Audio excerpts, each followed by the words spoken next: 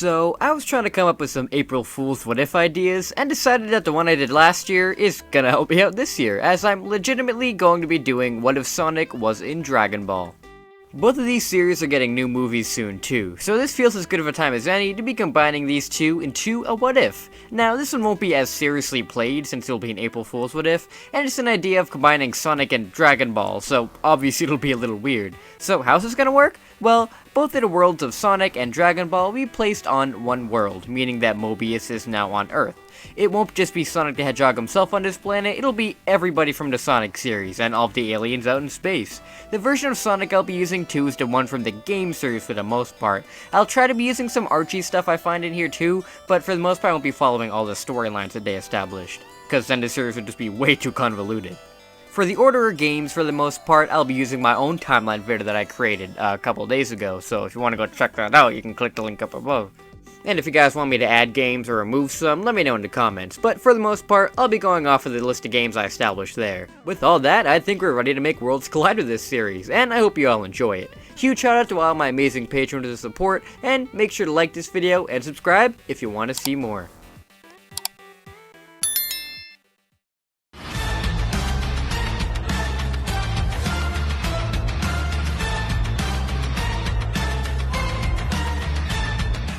Way before either Goku or Sonic were born, a cataclysm occurs on the planet of Namek, sending a young nameless Namekian to the planet. Instead of landing in the Yunzabit Heights, the Namekian crash lands on an island in the sky, Angel Island. The young Kami is taken in by the Echidna tribe, who guard the mighty Master Emerald. The main guardian of the Master Emerald is this time's Kami, who I'll be making an Echidna. Kami's job is to guard the Master Emerald on the floating island and guard over the people of Earth. Through the power of the Master Emerald, Kami can see all of the inhabitants on the planet, and the Namekian is fascinated by this kind of power. The Echidnas feel for the Namekian and decide to take him in and raise him. The Namekian is raised by Kami's attendant, Mr. Popo, and a daughter of Kami, Tikal. Both of them teach the Namekian about the ways of the Echidnas, and the powers of the Master Emerald. The Namekian grows very powerful here, his knowledge grows vast, and he is more of a candidate for the next Kami than any of the Echidnas present. Though, Kami used the power of the Master Emerald to see that there is a great evil inside of the Namekian's heart, and he cannot become Kami with something like that inside of himself. The Namekian is distraught by this news, and decides the only way he can become Kami is to separate himself from the evil inside. The Namekian goes up to the Master Emerald and begins to use its power to force a separation. The Echidnas look on in terror as the Namekian is split into two beings, creating our Kami and Piccolo. Piccolo looks over at the Echidnas and smiles. He puts his hand on the Master Emerald, absorbing its power inside himself. Kami can't believe this is happening and tries to use a counter chant to prevent Piccolo from achieving a super form. Piccolo and Kami go back and forth, fighting for control of the Master Emerald. A bunch of Chow jump onto Piccolo to try and pull him off. Kami uses this distraction to force his chant to take over, and the Master Emerald explodes in power. All of the Echidnas are blown back and slowly rise to see a terror before them. Piccolo wasn't able to fully utilize the power of the Master Emerald to reach a super form, but was able to use enough of it to become a being of pure chaos. He has become Chaos Piccolo.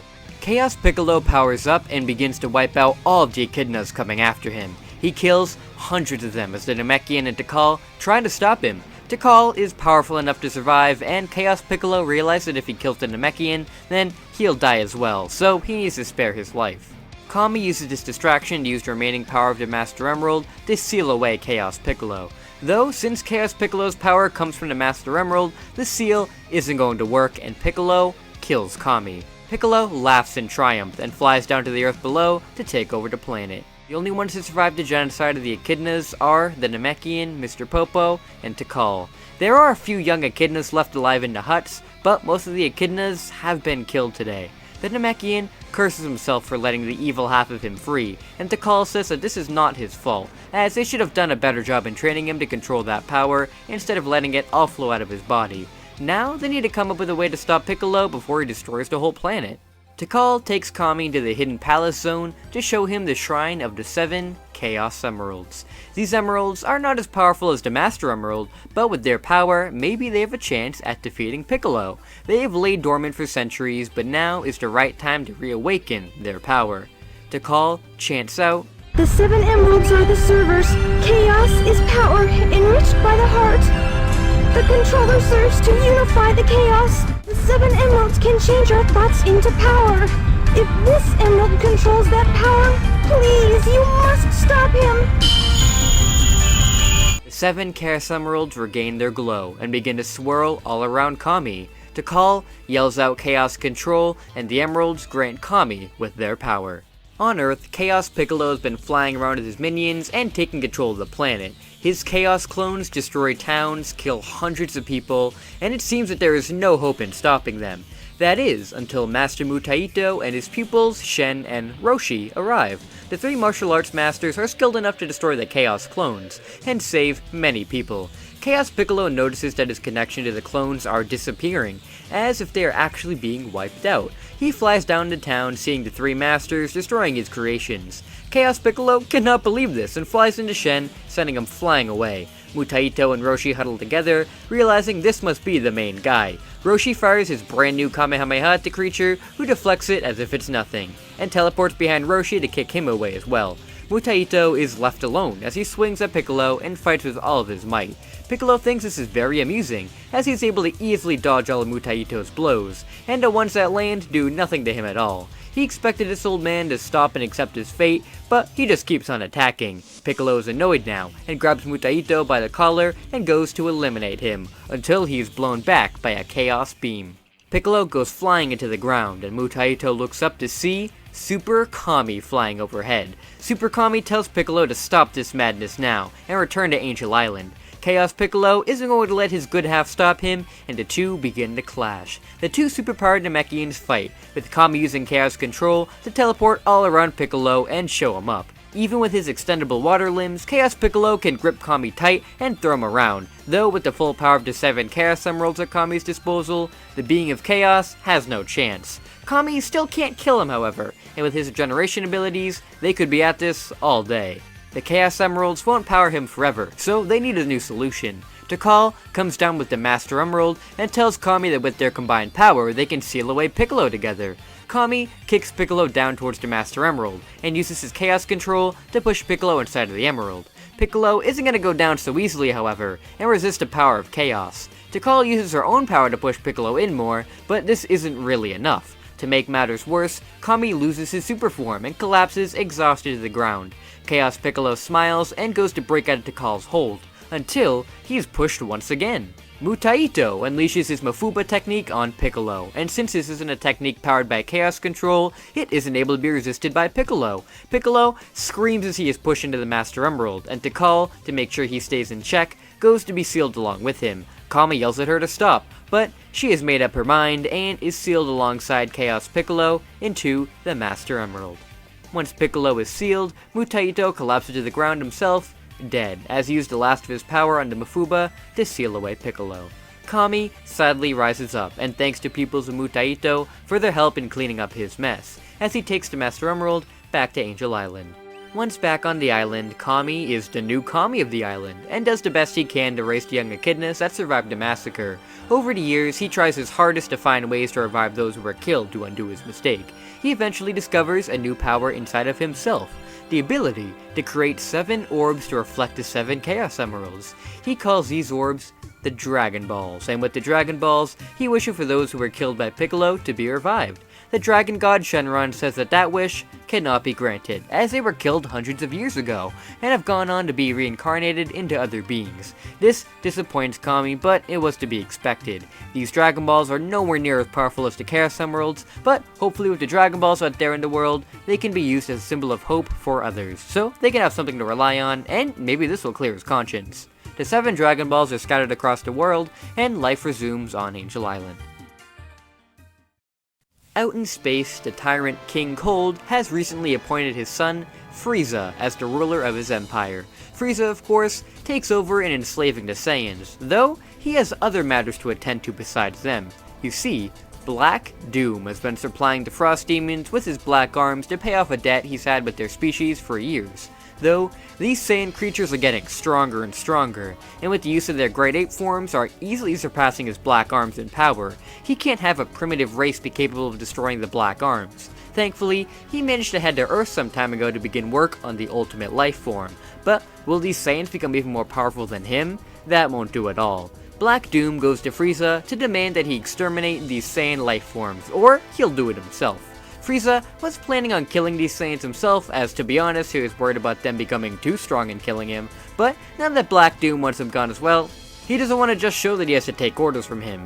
Frieza is kind of a prick and tells Black Doom that he will get rid of the Saiyans when the time is right, but to keep his nose out of his business. Black Doom won't handle disrespect like this, and sends his Black Arms down to the planet to eliminate the Saiyans himself. The Black Arms army head down to the planet and begin to kill the Saiyans. The Saiyans try their hardest to fight them back, though in their base forms they don't stand much of a chance and begin to drop like flies. The elite class can kill a few of them, but there are just too many and they begin to be swarmed as well. Bardock and Guinea see the invasion happening and hearing the scouters that the Black Arms and even Frieza's men are coming to the planet to kill them all. Bardock realizes that if Frieza and Black Doom are involved, they really don't have a chance of surviving, so they take their son Kakarot and fly off to find an escape pod. They're able to find a pod big enough to fit 2 of them and go to get into escape, but a swarm of Black Arms appear to stop them. Bardock tells Guinea to take Kakarot and get inside, he'll hold them off. Guinea doesn't want to leave her husband, but knows that she has no choice, so places Kakarot inside the pod, and when she goes to get in herself, she is shot in the chest by one of the Black Arms. Guinea looks to see a hole in her chest and realizes she isn't going to make it, so she closes the door to the pod and sends Kakarot off alone. Guinea collapses dead as the Black Arms try to shoot the pod out of the sky, but Bardock is able to fire his ki at them to protect the pod until it's out of sight. Bardock is enraged on seeing Guinea's body, and wipes out all of the Black Arms surrounding him as he flies over to the air to destroy Black Doom and Frieza. Once he goes to Frieza's ship, he sees something he didn't expect: Frieza and Black Doom fighting. It seems that they don't quite agree on who should kill them, and are fighting it out between themselves. Bardock takes their distraction to fire a spirit ball straight at the two to try and take them both out. The blast hits both of them dead on, though it doesn't do any damage whatsoever. Frieza retaliates by throwing a death ball right at the Saiyan, and unfortunately for Bardock, he's not strong enough to hold it back, and is completely engulfed by it. The death ball then flies straight into planet Vegeta, and destroys it, taking out all of the Saiyans and the Black Arms that were on the planet. Black Doom is furious how Frieza killed most of his army, with Frieza telling him it wasn't that big of a deal as he took out the Saiyans too just like he wanted him to. Black Doom tells Frieza that this isn't over, and someday he'll return with the ultimate life form and take him out once and for all to prove that his army is superior. Black Doom uses Chaos Control to get away, as Frieza enjoys the fireworks from planet Vegeta's destruction. Kakarot's pod managed to successfully escape the planet and reach Earth, landing at Grandpa Gohan's where he is raised as Goku. Goku's years on Earth pretty much happen as they did in canon, with him still accidentally killing his grandpa and living by himself. Though, as Bulma makes her way to Goku to search for the Dragon Balls, there is another threat looming overhead. Dr. Ivo Robotnik has been doing his research on the mystical items known as the Chaos Emeralds and the Dragon Balls. With the power of the Chaos Emeralds, he'd be able to fully take over this planet, but he has no idea where they could be. He doesn't exactly have a radar that could be able to track these things down, but word spreads through the science community that Dr. Brief's daughter Bulma has created a special radar that can detect these Dragon Balls. Excellent. If he can get his hands on these Dragon Balls, then he can wish for all of the Chaos Emeralds to his location, and use their overwhelming power to overtake the world. Robotnik sends his Badnik army out to go and find Bulma. And as the Badniks are unleashed on the world and many animals are taken, this gets the attention of Sonic the Hedgehog. Sonic's animal friends were abducted by Robotnik and used to power the Badniks. He's not going to let this Eggman get away with this, and uses his super speed to go around and destroy the Badniks and find out what they are after. Goku and Sonic's different but connected journeys begin. Sonic races around the Green Hills, running and jumping to save all of the animal critters captured by the evil Robotnik. Soon, Robotnik gets word of an animal trying to fight back against him from the Badniks. Robotnik doesn't really think much of it, and decides he'll make his way to go and squash this insect himself. He deploys his massive wrecking ball and flies over to the Green Hill Zone to take out the animal. Sonic is just about to leave Green Hill when Robotnik flies up to meet with him. Sonic and Robotnik meet for the very first time, and Sonic asks Robotnik if he's been the one to steal all of these animals and turn them into robots. Robotnik is pretty proud of himself for this actually, and laughs out saying that he is indeed the one behind this mess, and this little hedgehog must be the one trying to foil his plans. He's not going to let this stand and swings his wrecking ball right at Sonic to take him out. Though once the ball swings at him, the hedgehog disappears. Robotnik wonders what happened, when Sonic laughs out behind Robotnik, saying that was a neat trick with the wrecking ball, but he's got a few neat tricks for himself. Sonic rolls into a ball and begins to hack away at Robotnik's ship, hitting it enough times for the ball and chain to break off completely and the ship to begin to malfunction. Robotnik can't believe that this hedgehog caused that much damage by himself, and flies off in retreat. Sonic laughs that he better run and makes sure to jump on a container behind him to free all of the trapped animals. Little animals thank Sonic for his help, and Sonic looks over to Robotnik's burning ship. He may have been able to save all of the animals in Green Hill, but he can tell that this is far from over. He tells the woodland animals to go and warn the others about all the badniks, and he'll be going off to deal with this Eggman. Sonic bursts off at the speed of sound after Robotnik to save his island for good. Elsewhere, Goku and Bulma begin their journey to go and find all 7 of the magical Dragon Balls. Bulma has already managed to get 2 on her journey, so with Goku's 4-star ball, the 2 now have 3 out of 7. Good start! The 2 have a few run-ins with dinosaurs and that, but for the most part, they're making their way to the next Dragon Ball with little to no problem. On the way though, they're stopped in their tracks. Bulma yells out in fear as a robot lands down with a gun for a hand, demanding that the 2 life forms hand over the Dragon Ball if they value their lives. Goku tells the robot, no way, with Bulma yelling at him what he thinks he's doing as he's gonna get himself killed. The SWAT bot shoots at Goku with him pulling out his power pole and deflecting the laser right back at the SWAT bot. The SWAT bot goes down with Goku running over and saying sorry for killing it. Bulma tries to pull Goku away, telling him it's not a real person but just a robot, since there are more SWAT bots coming in. Bulma and Goku hop back onto her bike to drive away, with Bulma worried as how did that robot know they were after the Dragon Balls? That robot did kinda look familiar too. She thinks one of her dad's old friends or something had a design laid out like that. She doesn't fully remember much of it though. The 2 drive away to find the next Dragon Ball quickly, and find it's across the whole ocean. Goku wonders how they're gonna get out there, and Bulma pulls out another capsule, this time a boat for them to sail across to get to the Dragon Ball. The 2 hop in the boat and head over to the island. Robotnik is back at his base when he gets a message from the SWAT bot unit that they managed to track down 3 of the Dragon Balls from Bulma, but they destroyed a bot and managed to get away. Robotnik curses to himself since now he has his Hedgehog and Bulma to worry about. It shouldn't be too much of an issue though. He's met Bulma before the last time he was talking to Dr. Briefs. She's just a little defenseless girl. He should be able to take care of her himself. He checks the Badnik's cameras to see that the Hedgehog is currently making his way through Marble Zone, so he calls up his hitmen to go and take care of this while he goes to take Bulma. Sonic rushes through the hazards of Marble Zone and is pretty surprised to find some of these boxes left lying around by Eggman that give shields. He must have left them around for all the Badniks to use, but since they're not the brightest eggs in the basket, they wouldn't know how to use them. He seems to use them just fine though. Once he reaches the end of the zone, he's shot at from above by Mechanical Suit. The robot yells out at Sonic to stop right where he is, as he doesn't want to shoot. Sonic tells him he already did and asks who he is, as he doesn't seem fat enough to be that Eggman. Shu doesn't want to disappoint Lord Pilaf, so rushes at Sonic to knock him into the lava. Sonic is able to jump right off the robot and onto safe land, as Shu barrels right down to the lava himself. Luckily, his armor is able to protect him from it, and he flies right back towards Sonic to blast him away. He's shocked to see, though, that the Hedgehog is moving around him faster than the eye can see, with none of his gunfire landing a good hit.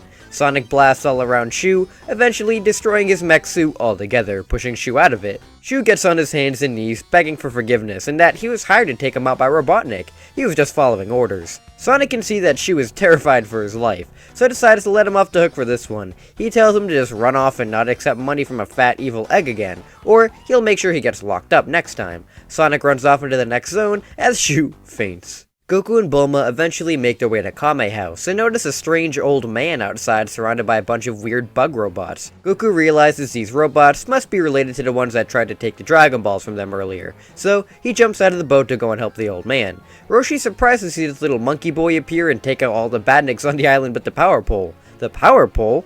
No way, it can't be. Roshi introduces himself to the young Goku, and asks him if he got that power pole from his grandfather. Goku tells him that yes he did, and if this man knows his grandpa.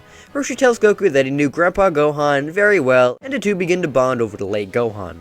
Bulma's boat comes up eventually, with her asking questions about the bandits on the island, and if Roshi knows anything about it. He doesn't know what they are or where they came from, but does know that they were looking for something called a Dragon Ball. Bulma knew it, and shows off her Dragon Ball to Roshi to show him what they are. Suddenly, the Dragon Ball is snatched out of her hand, with Dr. Robotnik having shown up to the island to take it for himself. Robotnik thanks Bulma for gathering these Dragon Balls for him, and that she had better hand over the 3 others that are here, and he'll let her live. She knew it. Dr. Ivo Robotnik. He's a mad scientist in the community. Somebody her father thinks is a genius, but a psycho as well. So he knows all about the Dragon Balls. Robotnik summons his laser at the bottom of a ship, demanding he's not going to ask again.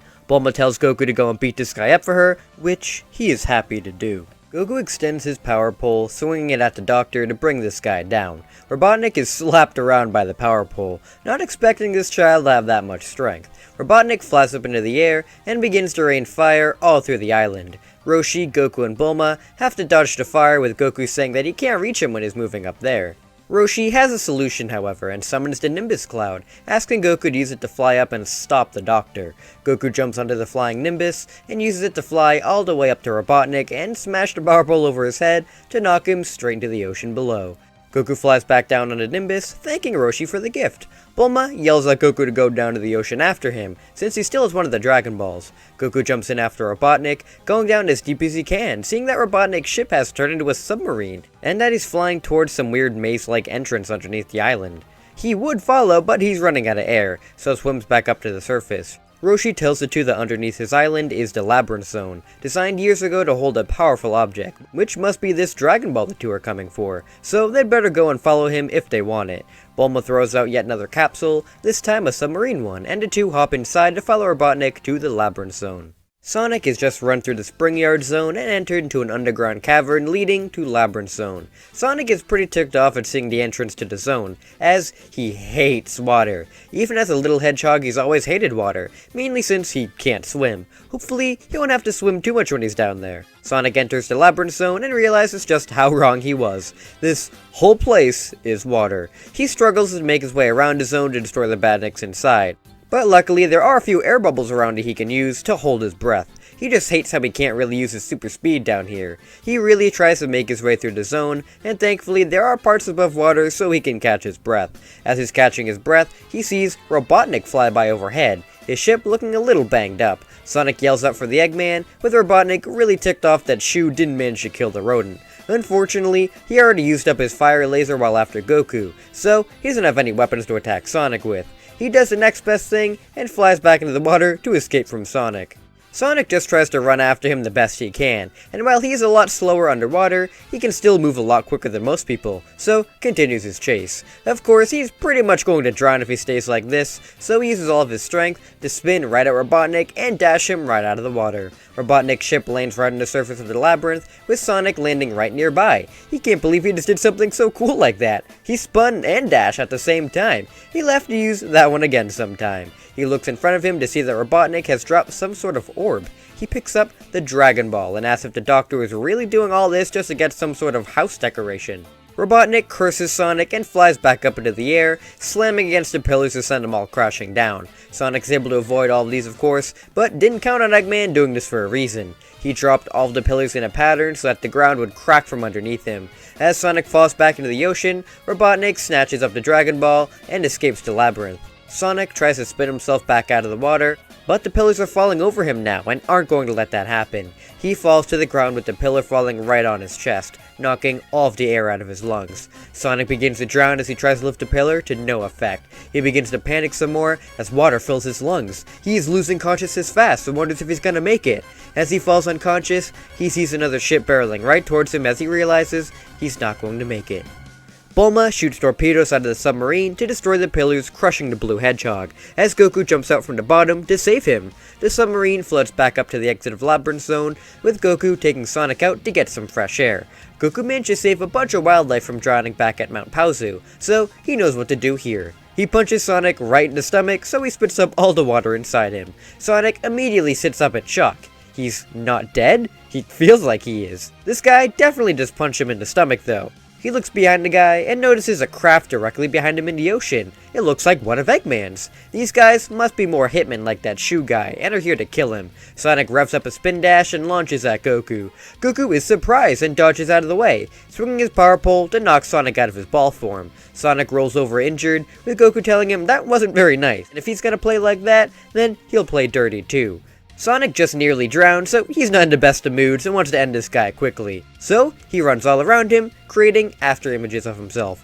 Goku is shocked to see all of these Sonics appear in front of him, and is even more surprised to get punched a bunch of times by the Hedgehog. Sonic is enjoying being able to move at the speed of sound again, and zipping all around this guy, until Goku is able to finally nail him right in the face. Sonic wonders how he is able to do that, with Goku saying that eventually he just listened to his nose and realized which one is real. Sonic is actually pretty excited now. This guy here really is something else. He's a thrill to fight, and will totally keep it up. The two look at each other, and once more, get into a fighting stance. You're pretty strong. You've got to take me on. Cool. Let's see what you've got. Those tricks won't work on me.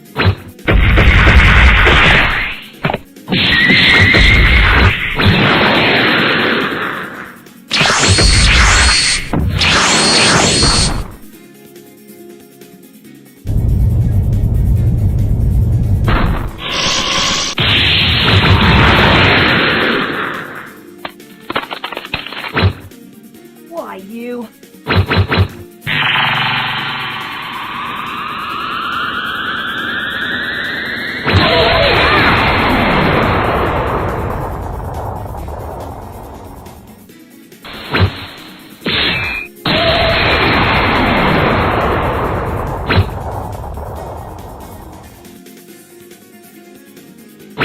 Fight me again sometime. I'm hungry now. The two gain a newfound respect for each other after their battle, and once the dust settles, Bulma comes in to tell the two they need to stop this fight amongst themselves and continue their journey. The group explain to each other what they each hope to accomplish, with them coming to the understanding that they need to stop Robotnik and fast. Bulma and Goku manage to find a Dragon Ball hidden in the Labyrinth Zone, but Robotnik did manage to get the last one from Sonic, so they're back at 3 Dragon Balls. They take a look at Bulma's Dragon Radar to see where the remaining Dragon Balls are, and find out there's one that isn't too far behind. Sonic does think somebody like Goku working with him will be fun, and asks if he can keep up. Goku says of course he can, and calls the Nimbus Cloud to follow after Sonic. Bulma holds on for dear life onto Goku as they go off in search of the next Dragon Ball. They eventually end up in a village that's being terrorized by a bunch of badniks. How did they know that a Dragon Ball was here? Maybe Robotnik was able to create a radar after using the Dragon Ball he has at his disposal. This isn't good. Sonic and Goku rush in together, thrashing all the badniks they see and freeing all the animals captured inside. The villagers look on in wonder at these two kids destroying these robots so easily, with Goku saving this pig named Oolong from them. Of course, Oolong seems to be just as afraid of Goku and runs away in fear. Sonic hears the kid yell out in fear and sees a Motobug rushing him. Sonic quickly spins right into the Motobug, destroying it and saving the kid. The kid looks on at Sonic in wonder, thinking that was the coolest thing he's ever seen. Sonic takes a look at the kid and sees that he has 2 tails, claiming that's super cool, and tells him to make sure to look out for himself from now on without him. The kid shakes Sonic's hand, watching him run off in wonder. As thanks for saving the village, an old lady gives Bulma the Dragon Ball she has, totaling the number they have now to 4. All they need now is 3 more and they'll have all 7. They rush off to the next location, which is the dreaded Fire Mountain. Though to get to it, they need to head on through. Bulma is thankful to stop here she can finally get a drink, though as she takes a sip of an ice cold beverage, the glass is shot out of her hand. Bulma yells out as she hides behind Goku. The one to shoot is Knack the Weasel and his posse, Bean the Dynamite, Bark the Polar Bear, and Yamcha the Desert Bandit. Knack tells the 3 that his saloon is their turf, so they had better drop all their valuables now and scram. Sonic steps up to the rogues, telling them they're dealing with the fastest thing alive, so they stand no chance. Sonic revs up a spin dash, launching right into Knack and Bean, sending them flying away. He tries to launch into Yamcha, but Yamcha is able to deflect Sonic with his sword. Sonic goes in to attack some more, but the Desert Bandit is able to hold his own against the Hedgehog. Bark tries to help out Yamcha, until Goku comes in and knocks him away with the power pull. Bark is definitely very strong, but thankfully Goku is as well, and can block all of his hits and dish them back out twice as hard. As the group is fighting, Knack yells out that they had better stop now, or he'll blow this chick's head right off. He has Bulma in a chokehold with his gun to her head, so they had better back off. Yamcha asks Knack what he's doing, as they never take hostages. Knack tells Yamcha not to be so soft, as this is the only way that they're going to be getting that loot. Sonic and Goku are forced to stay still as Bark beats into them. Knack tells Yamcha to join in as well, but he can see the fear in Bulma's eyes. Is this the kind of pain he's causing people? How terrible. Yamcha tells Knack to go in and have a taste. He wants the girl all to himself. Knack does want some kicks in against that Hedgehog especially, so puts down the gun, and this is when Yamcha rushes in and knocks him right out with a gut punch. Bark doesn't have much time to react as Yamcha rushes him with a Wolf Fang fist, hitting him so hard he goes flying away. Yamcha helps up Goku and Sonic, saying he's sorry for his gang's behavior. They've been getting more and more dangerous lately, so this was definitely the perfect opportunity to ditch him. Goku tells him it's not a problem at all, and he's happy he was a good guy in the end. Bulma gives Yamcha a big hug, happy that he was her hero. Yamcha is still terrified of girls though and almost faints after this. He tells them they'd better get out of here fast, and he takes his gang's unconscious bodies to go deliver them to the sheriff. After leaving Mirage Saloon, they make their way to Fire Mountain, and are of course confronted by the Ox King, ruler of Fire Mountain. Though, after seeing the power pole and flying Nimbus, he can instantly tell that Goku knows his old master and training partner. He would be happy to give them the Dragon Ball he has in his castle, but it's surrounded by flames, so it's impossible to get to. Impossible, however, isn't in Sonic's vocabulary. He tells the Ox King to leave this to him, and he begins to run around the mountain at supersonic speeds. Sonic runs so fast that a wind begins to blow all around them, and a tornado is created around Sonic. The tornado is so powerful that it is able to completely extinguish the flames around the castle, with Sonic collapsing to the ground after, since that was very taxing on him. The Ox King thanks Sonic for his help, and that tornado was very impressive. Bulma and Goku go inside to retrieve the Dragon Ball, and with this they now have 5, only 2 more to go. The group decide to spend a night to allow Sonic to rest, which gets Goku pretty close with the Ox King's daughter Chi-Chi, though he really has no idea what flirting is, so he's completely oblivious to her advances.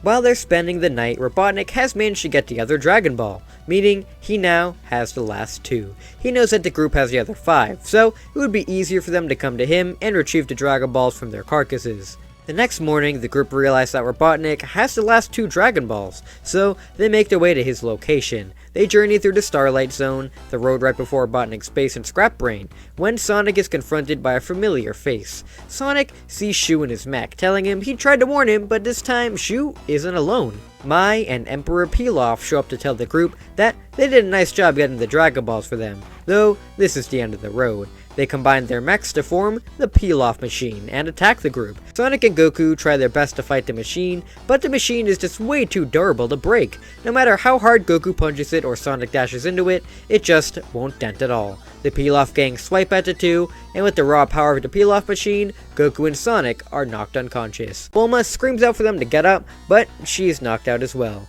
The 3 are then taken by the gang to Scrap Brain Zone, and are placed in an energy cell created by Robotnik. Once the group wake up, Robotnik laughs out that these guys definitely were thorns in his side, but now he's going to achieve ultimate power. He places all of the Dragon Balls on the ground, ready to summon Shenron. Though, before he is able to, the Pilaf gang asks Robotnik about them getting control of the world as well, as that's what he promised them if they helped get the Dragon Balls. Robotnik tells him that yes, he hasn't forgotten his end of the deal, and turns around to summon a Crabmeat to the office. Crabmeat walks in, and with a few button presses from Robotnik, he grows gigantic in size, crashing a hole in the ceiling. The Crabmeat grabs the Pilaf gang in one claw, and throws them straight into the sky, never to be seen again. Robotnik laughs out, saying they should be happy he didn't do anything worse, and reverts Crabmeat back to normal. Goku, Bulma, and Sonic look on in fear as Robotnik is finally able to summon Shenron.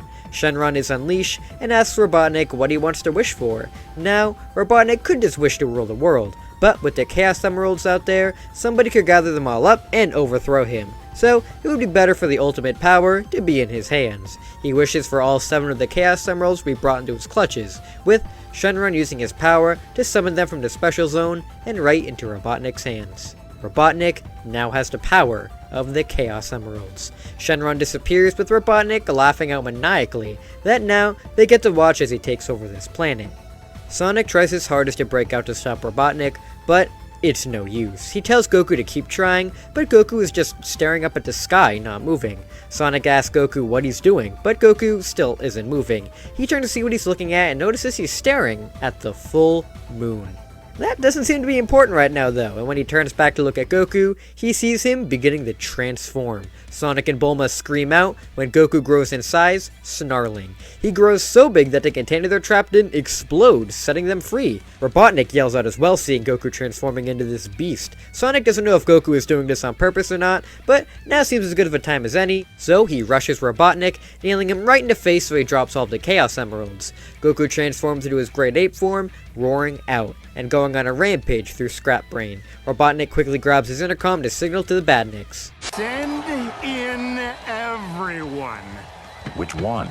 Everyone! All of the Badniks around come to stop the giant monkey Goku, but none stand any chance. Goku swipes away, destroying all the Badniks in sight. Even when the Buzz Bombers fire their lasers at Goku, it seems to not even faze him. He's an unstoppable killing machine. Robotnik realizes he's lost here and runs away into a ship to escape, but Sonic is able to hit it one last time, so he goes down, falling into parts unknown.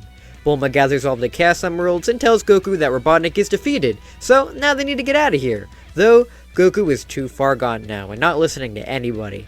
The problem too is that he can't tell the difference between the Badniks and the animals, so he's a chance of killing them as well. Sonic can't let his friend become a true monster like Eggman, so runs in to try and stop him. Sonic jumps and rams himself into Goku as many times as he can, but he is more durable than even the peel-off machine they fought earlier. There's no way he can stop him. That is until he notices Goku begin to slow down once the Badniks go for his tail. Could this be his weak point? He doesn't really have many other options, so he spin dashes at Goku's tail as fast as he can, and successfully manages to cut it off. The Great Ape stops right in his tracks, and then reverts back to normal. Sonic is happy that Goku is back to normal, but there are still a few Badniks around coming for them, so they need to get out of here. Sonic grabs Goku and Bulma, running away from here as fast as he can. As they're wondering where to go, Bulma says that they should go back to Kame House, as Roshi knew Goku's grandpa, so he might know what happens with Goku. Sonic runs back to the island, though he's still terrified of the water, so Bulma has him go across in a boat. At Kame House, Roshi explains that Grandpa Gohan did say that he adopted a monkey boy years back, and Goku told him that he was killed by a monster. So, it's safe to say that Goku must be that monster. He definitely doesn't have any control over it, but they should probably keep this a secret from him, since it would crush him to hear that he killed his grandfather. Once Goku wakes back up, Sonic and Bulma explain to him what happened minus the Great Ape part, and that Robotnik is defeated. So, they now have all the Chaos Emeralds. They wonder where they can go from here, when suddenly they see the Badnik herd coming for them once again. Sonic and Goku get ready to fight once more, when the Chaos Emeralds fly into the sky and circle above them. Suddenly, there is a bright light, and the Badniks disappear, turned back into their animal selves. The Chaos Emeralds manage to free all the Badniks, and they fly off again to parts unknown.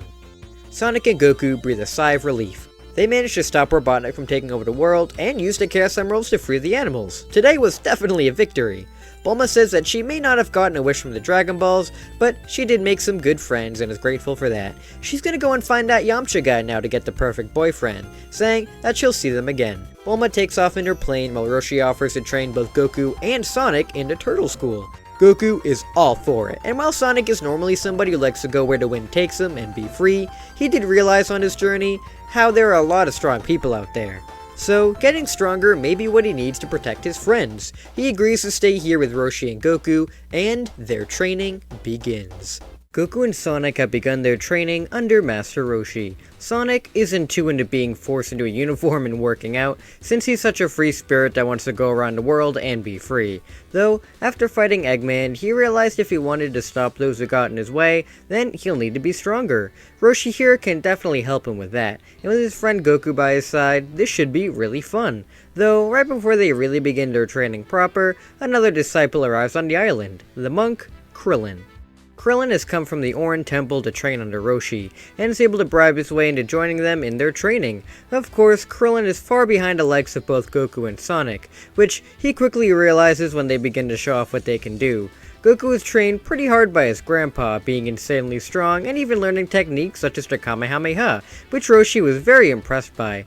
Sonic claims he's the fastest thing alive, which is something true to everybody here, as even Roshi isn't able to keep up with Sonic when he's running around. His strength leaves a lot to be desired, but when he curls up into a ball, that's when he's most dangerous. Krillin feels kinda left out, as these two powerhouses are already leagues ahead of him, though Goku tells him that's not an issue. If they all train together, they'll all get just as good as one another. These kind words make Krillin feel a little bit better about himself, and their training truly begins.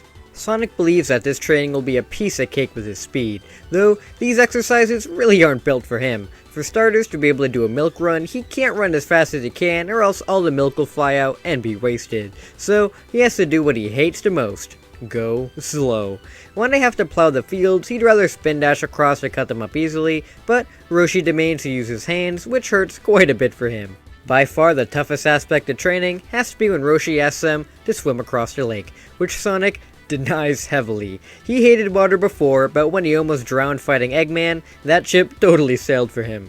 Roshi pushes Sonic as hard as he can, but Sonic isn't budging. So he tries an alternative. He asks Sonic if he can use his super speed to run across the water instead, as if he can do that, then he doesn't really need to worry about swimming. This still scares Sonic, as he doesn't know if he's fast enough for that, and while he definitely is, his nerves get the best of him, and when he goes to try, he falls right into the water, needing Goku to save him again. Eventually, to make it even more of a challenge, Roshi gives them all these gigantic turtle shells to wear on their backs, which slows Sonic down by a great deal. He doesn't know why he's doing this to himself, as he hates schedules and hates doing all this work, but the only reason he hasn't taken off yet is because he has his new friends, Goku and Krillin, with him. Sonic never had that many friends in his life. His parents died when he was young, so he was taken care of by his Uncle Chuck for a little bit, until he died too. So he's been all alone. He was always made fun of for being a speed freak, which dampened his faith in people a lot. But at least the little animals who couldn't talk were nice to him, though he never really had any real people to talk to. Goku and Krillin are the ones he's close to right now, and while his work is tough and very taxing on him, he doesn't mind too much, as he gets to hang out with them and have fun. To make them true friends too, Sonic runs them into a nearby town for the two to try a chili dog, which quickly becomes one of their favorite foods. As the months go by, Roshi explains to them about the upcoming World Tournament, and how he would like each of them to enter to really hone off their skills. This seems like a lot of fun to all of them, so they really train harder than ever before to be able to participate. One day, after training though, Sonic and Roshi are watching the news, when they see that the little planet is making its yearly appearance over Never Lake in the coming days, which gets Sonic excited, as he always makes sure to go and visit that every year. When the day arrives, Roshi allows them to go explore without their turtle shells on their backs, which is a huge relief to all of them. He believes that since the tournament is only a week away, they should get used to the new potential, especially if they're heading to the little planet. Once they take off their shells, they see how much better at everything they've gotten. Goku and Krillin can jump up super high in the air, with Sonic being faster than ever before, which he didn't even think was possible. He wonders if he can do it now, so he grabs onto the others to get the little planet running across the water. Goku and Krillin cheer out for Sonic, with him so happy he doesn't need to worry about swimming ever again. The three run about on their way to Little Planet, feeling as free as ever with their new speeds and strength. Though, that freedom eventually turns to panic when Sonic sees what has happened to Little Planet. It's not the lush planet he usually sees, but it looks like it's been turned into a machine and chained to the ground. Krillin asks if this is normal, which Sonic says it's definitely not. Something is very wrong here. Goku says he's pretty sure he knows who's behind this mess, pointing to a carved face on the mountain. Eggman. Krillin doesn't know who he is personally, but was told by them of his plans to take over the world, and knows he almost killed Goku and Sonic. Sonic tells him that this time, they're stronger, so taking out the Eggman shouldn't be an issue. Sonic, Goku, and Krillin run up the chain to the entrance to Little Planet to stop Eggman. The three enter Palm Tree Panic, seeing a bunch of badniks flying around. Goku wonders how there can be a bunch here, as they didn't defeat Eggman that long ago, and he thought the Chaos Emeralds destroyed their shells anyway. Something definitely isn't right. The three fly through the zone, defeating the badniks and looking for Robotnik. Eventually, as Krillin runs to destroy a badnik, he's bounced away by a spring from a machine. Luckily, Sonic caught him and looks up to see that Eggman is back. He looks really angry though. Robotnik tells him that he hasn't forgiven them for foiling his plans on the Chaos Emeralds. So this time, he's come to Little Planet to take all of the Time Stones. The Time Stones? Krillin has heard of them before, but didn't know that they're actually real. Time. Maybe that's what they're missing here. Sonic asks Eggman if he's been manipulating time here with these stones, and that has to be how he built all these badniks so fast. Robotnik laughs out, not confirming it, but the three can tell that's exactly how. Well, almost the three. Goku doesn't quite get the whole concept of time travel and all that. So, he just runs up with one small slap to the machine, and it explodes with Eggman inside. Eggman goes flying out of the machine in a ship, cursing them. He's still terrified of Goku after the whole Great Ape thing, so decides he better escape. Sonic isn't going to let that happen this time and goes to knock him out of the air, though Eggman whips out one of the Time Stones he found and instantly warps away. Sonic is shocked to see a Time Stone in the flesh, and realizes that Eggman must have just traveled somewhere in time. Krillin says that's really not good. As if he can travel into the past, then he may have been able to stop them from ever defeating him in the first place, and that he'll take over the world. Goku understands that part, saying that they can't let that happen again, so need to go stop him once more. The three move on into the Collision Chaos Zone, where they see somebody tied up. It looks like a girl. Sonic quickly runs over to untie her, with her giving Sonic a big hug and thanking him a lot. She introduces herself as Amy Rose, and that she came to Little Planet because she read in her fortune cards that she'd meet the hero of her dreams here today, so it must be Sonic. Sonic doesn't understand how cards can tell her to come to a specific place, and is worried how she's all lovey towards him now. Krillin and Goku thinks it's hilarious though. Krillin eventually asks Amy if she knows anything about Robotnik's plans, where they're saying she's seen a lot while she was here. Apparently, Eggman showed up to this place a long while ago and found a Time Stone. With that Time Stone, he travels into the past of Little Planet to take it over and evolve his machines that way. Though, thankfully with the Time Stone he has now, he can only go back in time while at Little Planet. Though, if he gets all 7 of them, then he'll be able to use them outside of Little Planet too, and take over the planet that way.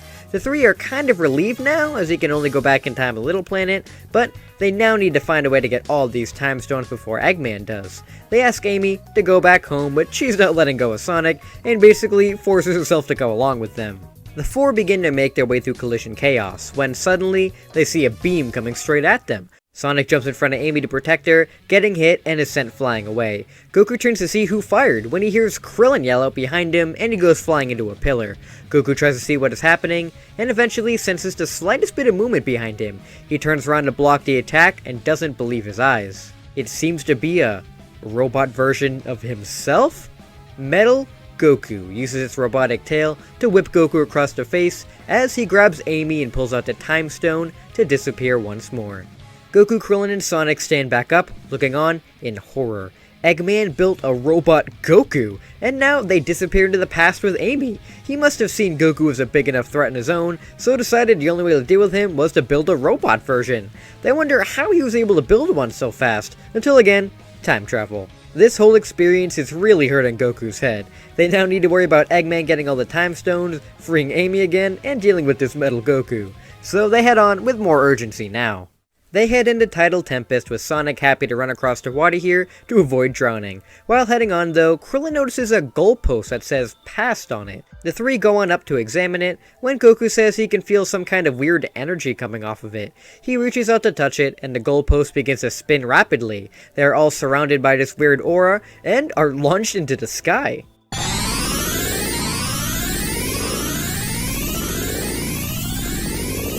After being sent up, they'll appear at the bottom of the ocean, which freaks Sonic out. Thankfully, Goku and Krillin grab him and swim back up to the surface, looking around at Tidal Tempest to see it completely different. There aren't any badniks in sight, except for this weird looking generator next to the post. They must have made it back into the past somehow. Krillin thinks that maybe Robotnik infused the power of the Time Stone with this goalpost, so maybe the badniks can come back in time whenever they please.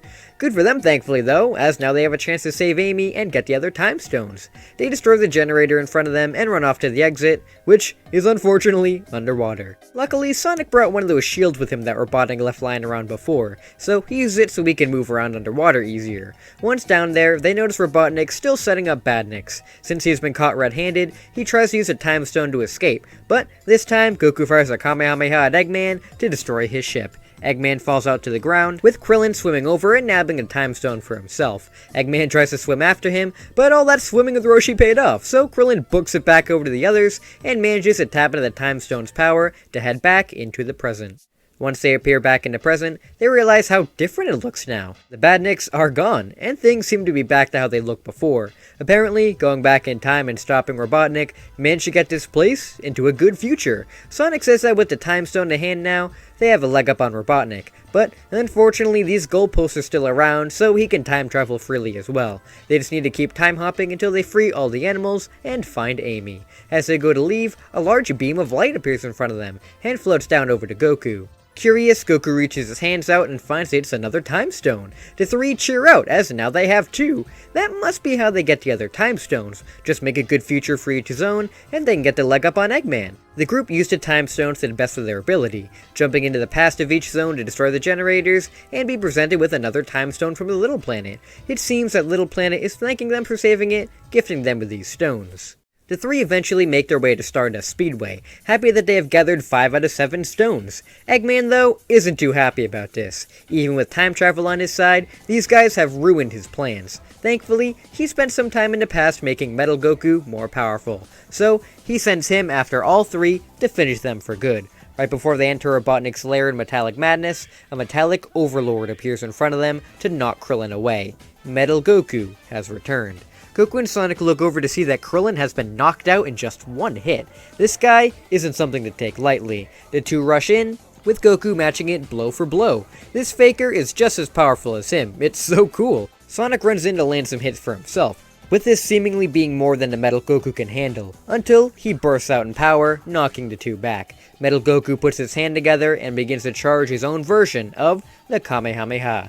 Goku begins to charge one of his own, and the two fire it at each other, creating a very powerful beam struggle. The two are both pushing as hard as they can, though it seems like Goku's is being overpowered. This is when Sonic decides he's gonna help too. He zooms up next to Goku and begins to charge one of his own. Sonic yells out Kamehameha and fires his beam alongside Goku. The two beams collide into a Super Kamehameha, overtaking Metal Goku's and swallowing up the Metal Doppelganger whole, destroying him. Goku and Sonic fall over exhausted, since that Kamehameha took a lot out of them.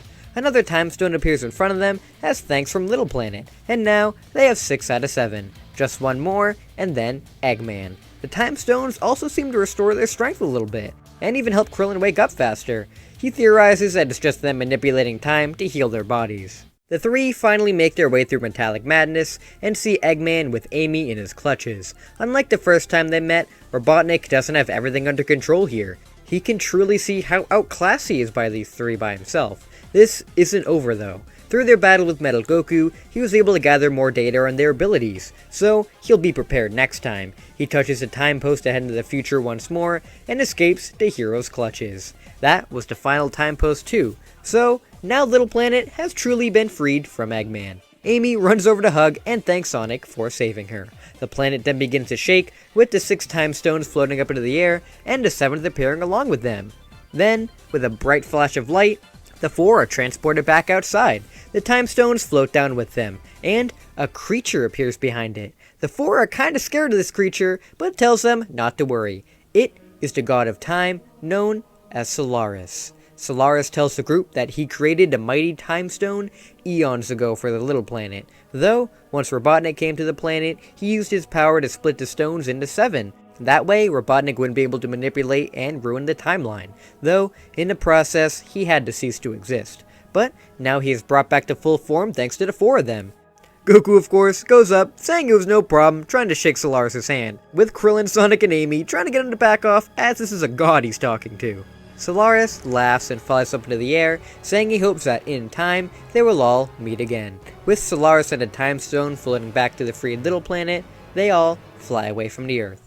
The group didn't expect to see a literal god on their journey to the little planet, and are thankful it wasn't hostile. This whole journey really highlighted how far they've come through Roshi's training, as the freaking god of time thanked them for their efforts. Eggman should be gone for good now, and they can return to Roshi. Amy wants to come along too, but Sonic says she should go back to her parents, and if she wants to see him again, to come to the World Tournament in a few days. Sonic, Goku, and Krillin head back off to Kame House, with Roshi surprised that they're all back so soon, as they're only gone for about 5 minutes. Goku, Krillin, and Sonic look at each other confused, and then begin to laugh. Hey everybody, sorry to interrupt the video, but it's sponsorship time. This video is sponsored by Fandom Ion, who sells some really great anime and manga merch, and a bunch of other cool merch for some pretty cool prices, such as Marvel merch as well for all you Marvel nerds like me. If you want to get these fine items for an even lower price, then make sure you click the link in the description down below and put in the discount code DAMON for not 5% off, but 10% off of your order. Again, that's code DAMON for 10% off of your order. Hopefully, you won't regret your purchases. Now, let's get back into the video. After recovering from their journey through the Little Planet, the big day of the tournament has finally arrived. The 4 set out to the tournament arena to go and participate. As expected, they managed to breeze through all the preliminary rounds, making sure that nobody who fights them stands a chance. Thankfully, the 3 didn't need to fight each other at all, so they all eventually are qualified for the tournament. They even meet a familiar face here, Yamcha. Bulma did eventually manage to track him down, and pretty much force him to get over his fear of women. They're now a thing, and he's competing in a tournament as well. Once everybody finds out that they qualified, they go to meet up with Bulma and Roshi, who are very proud of them. Amy also runs up to give Sonic another big hug to congratulate him, while Sonic was hoping she would never remember to show up. Once the group gets their thanks, they head back inside to meet the other finalists. They see an old man named Jackie Chun, a warrior monk named Namu, a dinosaur named Girin, and then some guy in a cloak, who is going under name withheld, so that's kinda weird. Krillin is kinda concerned to see that he's going to have to fight this name withheld in the first match, though his friends try to cheer him up that he's gotten a lot stronger, so it should be a breeze. The first match begins with Krillin versus Name Withheld, with Krillin waiting for the guy to make the first move. Suddenly, Krillin is hit from behind, going flying and almost falling out of the ring. The guy somehow got around him without him noticing. Krillin rushes back in to attack, but the guy is moving way too fast to be hit, and is knocking Krillin all over the place, laughing a distorted laugh that sounds inhuman. With Krillin unable to land a hit, he's knocked out of the ring, unconscious, and badly beaten. Name Withheld is the winner of the match, and Krillin is taken to the hospital to recover. Goku and Sonic try to talk to this guy after what he just did to Krillin, but he just disappeared right after his match, and they have no idea what just happened. Match 2 continues though with Jackie Chun versus Yamcha, and unfortunately for Yamcha, this match goes pretty much just as it did in canon, with Jackie wiping the floor with him. Goku and Sonic are even more concerned now, as both Krillin and Yamcha were just taken out effortlessly by these random people. Sonic isn't all too thrilled for his next match, but he's not going to be giving up that easily. Sonic steps in to fight Namu in round 3, with this being a surprisingly good battle. Namu is way weaker than Sonic, but is still able to give a good fight, and this is one that is actually entertaining to the audience, as it's not just one guy getting down right away. Though since Sonic is so speedy and stronger than Namu, he was just delaying the inevitable, and knocks him out of the ring, winning his match. After this, Goku and Girin go into fight, with this one going different slightly, as Goku completely wipes the floor with Girin this time, because of how powerful that he's gotten. Thankfully, Goku and Sonic have moved up into the second round, though, unfortunately, they're gonna have to fight each other for the top. Round 2's first match begins with Jackie Chun versus Name Withheld, who suddenly reappears for his match. Jackie tries to get a read on this person, but can't sense any energy whatsoever. He moves almost as fast as Sonic too, and he needs to use everything he's got to take him on. Jackie and the Nameless Warrior have their fight, with the guy zooming all around Jackie, landing as many hits as he can. Jackie isn't going down like a chump though, he manages to get a few hits in himself. though it actually kinda hurt to punch him. He doesn't feel human. Jackie and the Nameless Warrior continue to fight, with the Warrior even shooting out lightning from his hands to stop Jackie in place. The Warrior rolls into a ball to rush Jackie while he's stunned, but Jackie then buffs out to catch him. Jackie goes to rip the cloak off, but the Warrior summons a black shield around himself somehow, burning Jackie's hands immensely.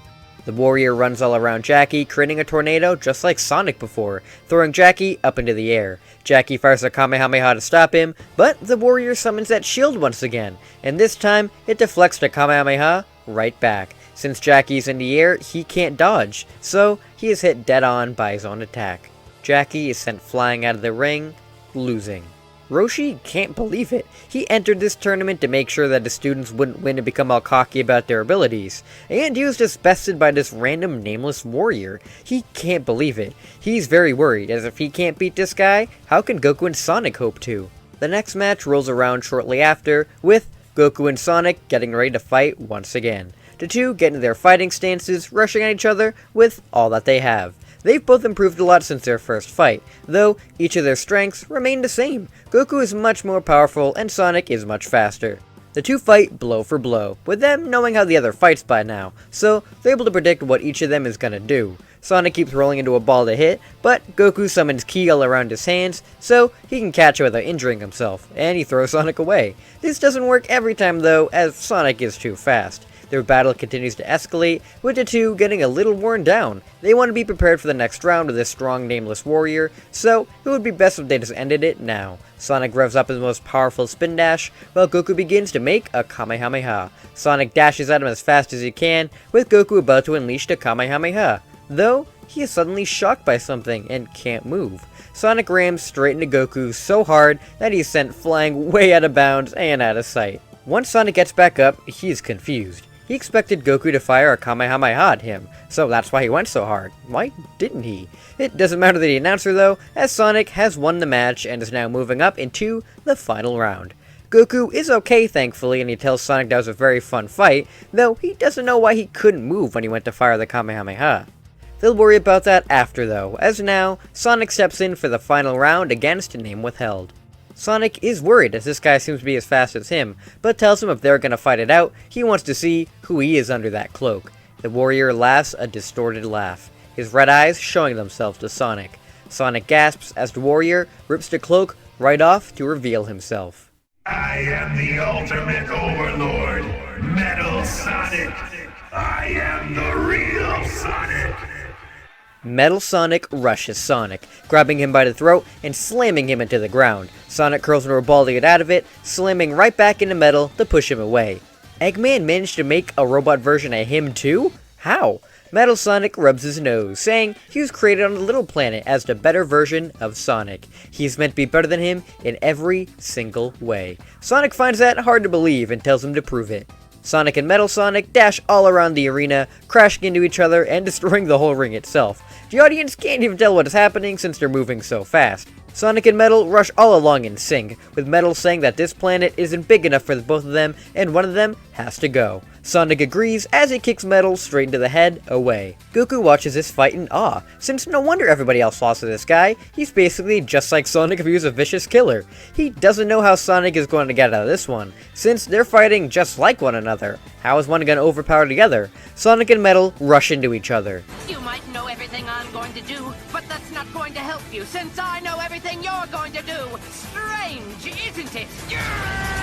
Metal is getting annoyed at his copy being able to keep up with him, and summons the power deep within himself. A green glow emerges around Metal as he explodes in power. Metal then begins to run all around Sonic, faster than even he can comprehend. Sonic wonders how this is possible, as he's absolutely pummeled by his Metal doppelganger. Metal throws Sonic out of the ring, hard into the ground. Right as Metal is about to be declared the winner, Metal jumps on top of him and begins to beat on him savagely. The announcer yells at him to stop as the match is already over, but Metal isn't listening. Then, two Kamehamehas are fired from two sides and hit Metal dead on. Metal is stuck between the two as Goku and Roshi fire down to stop him from killing Sonic. Amy then jumps in the air with a swing of her hammer, knocks Metal away. Metal lands back on the ring, exclaiming that with the power of the Chaos Emerald on his side, he's now the one true Sonic. Goku, Roshi, Yamcha, and Amy step up to fight with Metal, until a voice above tells them that's enough. They look up in the air to once more see that Eggman is back. Eggman tells the group that he may have failed on Little Planet, but after escaping into the future to nab a completed Metal Sonic, they managed to escape. He entered Metal into the tournament to utilize his new copy ability, so he could absorb data on all of the fighters present, making him the ultimate overlord. Now, he'll be off to implement this data inside of him, so he can truly take over the world. Metal Sonic creates a Kamehameha and fires it at the group as a distraction. Roshi powers up to his max to block it with his own, as Eggman and Metal Sonic use Chaos Control to escape. The audience has run for their lives at this point, and Roshi used all of his energy to block the Kamehameha, so he's now out for the count. Goku, Bulma, Yamcha, and Amy look at each other in horror, wondering how they're going to be able to stop Eggman now. The group have all been staying at the hospital, while Krillin, Roshi, and Sonic recover from their Metal Sonic injuries. Thankfully, Sonic has come to a lot faster than Krillin and Roshi, mainly since he heals a lot faster than most other people. Once he found out that Eggman showed up again and that Metal Sonic had a Chaos Emerald inside himself, he is furious. Eggman managed to build a replica of him, and now is going after the Chaos Emeralds again. This time, they're not safe in a special zone, so they need to go out and find them. Bulma tries to tell Sonic that they need to wait it out, as he's not back to 100% yet, and they have no idea where Eggman is. Sonic doesn't want to wait around anymore, he needs to stop Robotnik now. So, he runs out of the hospital to go and find him. Goku tries to go after him, but Bulma stops him before he gets any further. She says that the Dragon Radar is showing that a few of the Dragon Balls are being moved, so maybe this is Eggman going after them once again. Goku thanks Bulma as he takes the Dragon Radar and flies off on the Nimbus to stop Eggman as well. Sonic runs off trying to find any place where Eggman could have gone to. Eventually, he notices some more badniks around Emerald Hill, and realizes he must be on the right path. Sonic rushes in to destroy these badniks, though suddenly gets a large pain in his side. Guess he wasn't able to completely heal from that battle with Metal after all. Sonic is then shot right in the head by a buzzer, and goes down drowsy. A bunch of Coconuts robots go to jump Sonic, with him too stunned to fight them. He's about to be pelted with explosive coconuts, until one of them is shot right in the chest and explodes. The others don't have any time to react, as they are stun-dashed into, exploding as well. Sonic is then helped back up to his feet, as Miles Prower says he's glad he caught up to him this time. Sonic thanks to Fox, saying he looks awfully familiar. Miles tells Sonic that he saved his life back in his village a year ago, and that he really inspired him to stick up for himself since then. He managed to tell off all of his bullies and left the village to go out and explore the world on his own to help take down that Eggman guy, though Sonic and his friend did that all on their own, so he just wandered around making a bunch of cool gadgets. That is until he noticed a bunch of badniks around and realized this was a good chance to prove himself, and now he even managed to save his hero. Sonic is happy to hear that he inspired somebody, as he doesn't think that's ever happened before. He asks Miles if his name is Tails or something because of his twin tails, and Miles immediately says yes, since that sounds really cool. Tails asks Sonic if he can come with him in stopping Eggman this time, since he's really capable and can help him out a lot. Sonic realizes he shouldn't have run off from Goku and the others like that, as apparently he's not as healed as he thought he was, so he will definitely need some help. Sonic tells Tails that he can definitely come along, with Tails tearing up that he gets to go with his hero, so gives Sonic a hug. The two then race off through Emerald Hill, with Sonic impressed that Tails is spinning his tails fast enough so he can keep up with him. As they race through Emerald Hill, they suddenly come face to face with Dr. Robotnik himself. Robotnik laughs seeing Sonic and this weird two-tailed fox come up to him. He's happy that Metal didn't finish him off at the tournament, since now he gets to see him take over the world fully this time. Sonic and Tails go in to fight him, with Eggman zooming off in his car, which to their surprise is going a lot faster than a normal car is supposed to. The two race after, with Eggman telling them that he has a brand new invention this time. He took some cues from Bulma and made a radar all for himself, a Chaos Emerald radar. With this, he can find all of the emeralds himself and finally make his dream of world domination come true. Eggman then races off, tricking Sonic to follow, and send them both off of a cliff. Eggman uses his brand new Chaos Emerald powered car to Chaos Control away as Sonic falls. Tails swoops in though, grabbing him. Sonic looks in awe as Tails is using his spinning tails as a helicopter blade, making him able to fly. Tails flies Sonic back to safety as he tells the fox that it's much worse than he thought. If he gets all of the emeralds, then they're all doomed. So they need to act now. The two rev up and rush as fast as they can off to stop Eggman. Meanwhile, Goku has followed the trail of the Dragon Balls to find Sonic. Instead of him or Eggman, he finds these random soldiers looking around for it. Of course, they turn out to not be the best people, so Goku has to take care of them and move on. Unfortunately though, one of these men destroyed the flying Nimbus with a rocket launcher, so he needs to find another route. After stealing these guys' capsules and flying off into Jingle Village, he eventually realizes that the people after the Dragon Balls have nothing to do with Eggman, and call themselves the Red Ribbon Army. These guys have been terrorizing a lot of villages themselves, searching for the Dragon Balls, and are apparently rivals of the Robotnik Empire. They've been looking for the Dragon Balls for years, and last time were overwhelmed by the Badnik Horde, so couldn't get them when they wanted. The Badniks retreated eventually, but they were really messed up after their attack. Now with the Dragon Balls back, they really want to get the edge over Robotnik, so are even crueler than before. Goku isn't going to let these guys bother these villagers anymore, and even though they both have a huge grudge against Eggman, these guys definitely wouldn't help, so he's got to take them on. Goku launches an assault on the Red Ribbon soldiers, storming the Muscle Tower and taking out pretty much all the soldiers there. He had a couple of close calls with some of the army's own metal creations, such as Major Metallitron, but Goku had to fight a metal version of himself, so this guy is no problem. He even finds a metal creation that isn't evil at all, Android 8, or Aider for short. Goku hasn't seen a nice metal man yet, so is happy that at least one exists. Goku frees Aider and the mayor from the army's clutches, saving Jingle Village in the process pretty much as in canon. Goku is even able to get the flying Nimbus back, as it wasn't really destroyed in the first place. Aider reveals to Goku that he had the other Dragon Ball the army was looking for, and gives it to him to keep safe. Goku appreciates that, as now he has 2 Dragon Balls. He's still not sure if Eggman is after them yet, but it would be good to hold on to them just in case he is. Goku thanks all of the people for their help, as he goes on in search of the next Dragon Ball.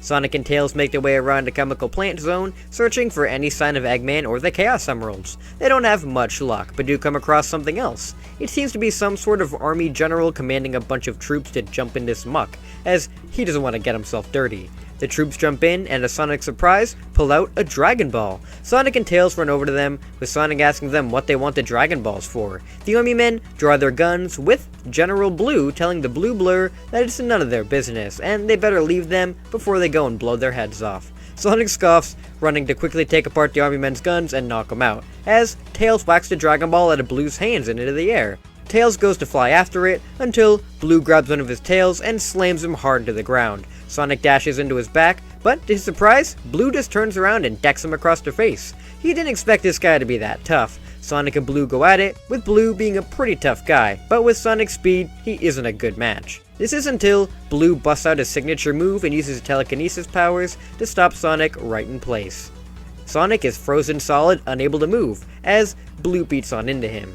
Blue is about to throw Sonic into the muck to drown, until Tails claps his tails right over Blue's head to stun him, and cut off his concentration on Sonic. With the concentration broken, Sonic is freed from telekinesis, and fires a Kamehameha right at Blue's back to send him right into the muck himself. Sonic thanks Tails for having his back so much so far, and says it's great to have a sidekick with him on this one. Tails says he's extremely happy to help, and asks Sonic what this Dragon Ball is that these guys wanted. Sonic tells him that the Dragon Balls are these magical wish-granting orbs that Eggman tried to nab around a year ago, and might also be doing now. These guys could be working with Eggman, but he's not so sure. Anyway, they better hang on to it, and go on trying to take him down. Speaking of Eggman, he is currently at his base working hard to ensure that he gets the Chaos Emeralds as fast as he can to power his ultimate machine. He currently has Metal Sonic out there searching for the other Chaos Emeralds, and a horde of Badniks doing the same. In no time at all, he'll be able to take over this planet for good. Robotnik laughs at his own genius until he hears his alarm go off that there's been a break-in. He curses as he's worried it may be Sonic or Goku. That is until a large pillar breaks through the window, almost knocking him over. Mercenary Tao jumps off into Pillar, telling Robotnik he has been hired by the Red Ribbon Army. They know he's looking for the Dragon Balls again, so he'll be taking him back with them for questioning, and then for killing. Robotnik has heard of this guy before, as he's supposedly the world's greatest assassin. He's not going to be going down without a fight though. Metal Sonic isn't here to protect him, but thankfully he has another in the Metal series on standby. Robotnik presses the emergency call button right as Tao goes to knock him out. A beam blasts through the floor, almost knocking Tao out, but he managed to jump out of the way just in time. Robotnik laughs as he tells Tao that to get through him, he has to get through that. Metal Goku Mark II emerges from the floor, ready to defend the Doctor. Tao laughs at this. A little robot boy? How is this going to help him? Actually, he thinks he's seen a picture of this boy somewhere before and wonders why that is. Robotnik tells him this robot boy was modeled after one of the strongest people on this planet, and was built even better after data from him on the little planet. So, Tao stands no chance. Tao fires at the Donpa, though Metal Goku Mark II is able to retaliate quickly with a Kamehameha to stop it in place. Tao is shocked as his Dodonpas are never blocked. Tao and Metal Goku rush in to battle each other, with the two pretty much being matched together in power. The Metal Goku is able to rush around and deal hard hits to Tao, with him attempting to gain the upper hand by firing multiple other Dodonpas. Unfortunately for him, Metal Goku's tough exterior is able to handle the attack, so it doesn't have any effect. Metal Goku eventually is able to knock Tao down, with him begging for mercy. Robotnik thinks this is hilarious and says he'll spare him if he reveals what else the Red Ribbon Army is planning. Tao spills that the army is going after the Dragon Balls, and that they're going against some kid after them too, which must be the same kid that this metal one is built off of. He was hired to take him in, and then go after and kill this kid who stole the Dragon Balls from them. Robotnik is intrigued. Goku is off gathering the Dragon Balls again? Interesting. They must be gathering the Dragon Balls to put a stop to him. Well, if he has both the Chaos Emeralds and the Dragon Balls in his possession, then he will definitely be this world's ruler. Robotnik gives Metal Goku the order as he blasts Tao into a million pieces. Metal Goku is then sent off to go find Goku and get the Dragon Balls he has to Robotnik. Robotnik then decides to make a quick visit to the Red Ribbon Army base to show them who's really the boss of these parts. Goku has been flying around searching for the Dragon Balls. He managed to find a third one in some sort of oily ocean place, and is now heading off elsewhere in search of the next one. He flies off towards the giant tower, seeing some more of the Red Ribbon Army terrorizing the people. Goku helps them drive them out, and is introduced to Bora and his son, Upa. Goku asks them if they know anything about Eggman and the Emeralds, and they don't. Though, they do know that the army was looking for these Dragon Balls, as Bora holds out the 4-star ball. Goku is happy to see his grandpa's Dragon Ball again, and says he's really glad the army wasn't able to take that one. Bora gives it to Goku as thanks for saving him, which really makes Goku happy. He doesn't need to stick around here much longer though, so goes to head off, until a large explosion happens behind him. The three look to see another Goku standing before them. Goku can't believe it, the metal him is back. He tells the others to run, as this is one of Eggman's robots he was telling them about, so he needs to stop it. Bora says he's not going to stand by though, as since Goku saved them, he's gonna try to help him. Bora goes in for the attack on Metal Goku, but he just blocks all of his strikes with just his tail. Metal Goku's main target isn't Bora, so he decides to get rid of this distraction. Metal Goku sticks both of his hands right through Bora's chest, with him yelling out in pain. Metal Goku then fires a Kamehameha through Bora, sending it right at Goku too. Goku doesn't have any time to move out of the way, as he is hit dead on by the blast. Upa watches in fear as his father falls to the ground lifeless, and the Metal Goku goes up to Goku to take his 3 Dragon Balls, and confirms that Goku is dead. Metal Goku then flies off back to Robotnik, with Upa crying over the fallen.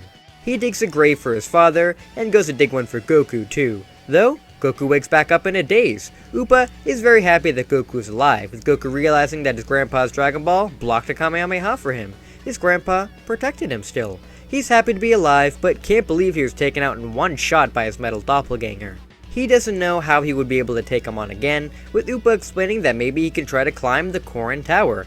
Up there is a special water that can make you stronger. Goku decides to stop his metal self and Metal Sonic as well, then he may need all the power he can get. So, he decides to take Upa's advice and climb up to meet with Korin. Sonic and Tails have been running through a plethora of zones together, attempting to track down Eggman. Thankfully, they've been on the right track with destroying loads of badniks, but haven't come across Eggman or Metal Sonic. They wonder if they're ever going to find him in time, until they see a large warship fly overhead. The two look up at the ship, with them noticing that it has the Eggman insignia on it, so this must be where he is. Sonic asks Tails if he can fly them up there, but Tails says that he can't fly up that high if he's carrying Sonic, so he doesn't know what they can do. Sonic says he hates to do this as he's not really good with it, but he pulls out one of his capsules and throws it, revealing a plane called the Tornado. Tails is excited to see the plane, asking where he got it. Sonic says his Uncle Chuck made it for him before he died, though he never really had a use for it as he can just run everywhere. Now is the time though. He says he's not really that good at flying it, but Tails says it's no issue as he can fly a plane perfectly. This gets Sonic really excited, and Tails hops into driver's seat as Sonic stands on the wings. The two blast off after Eggman, with Eggman noticing that they're in his sight, so he sends a bunch of badniks towards them. Sonic is able to knock them all out of the air to keep him away from the tornado and protect Tails. He has no idea where Eggman is going, but doesn't care, he needs to stop him.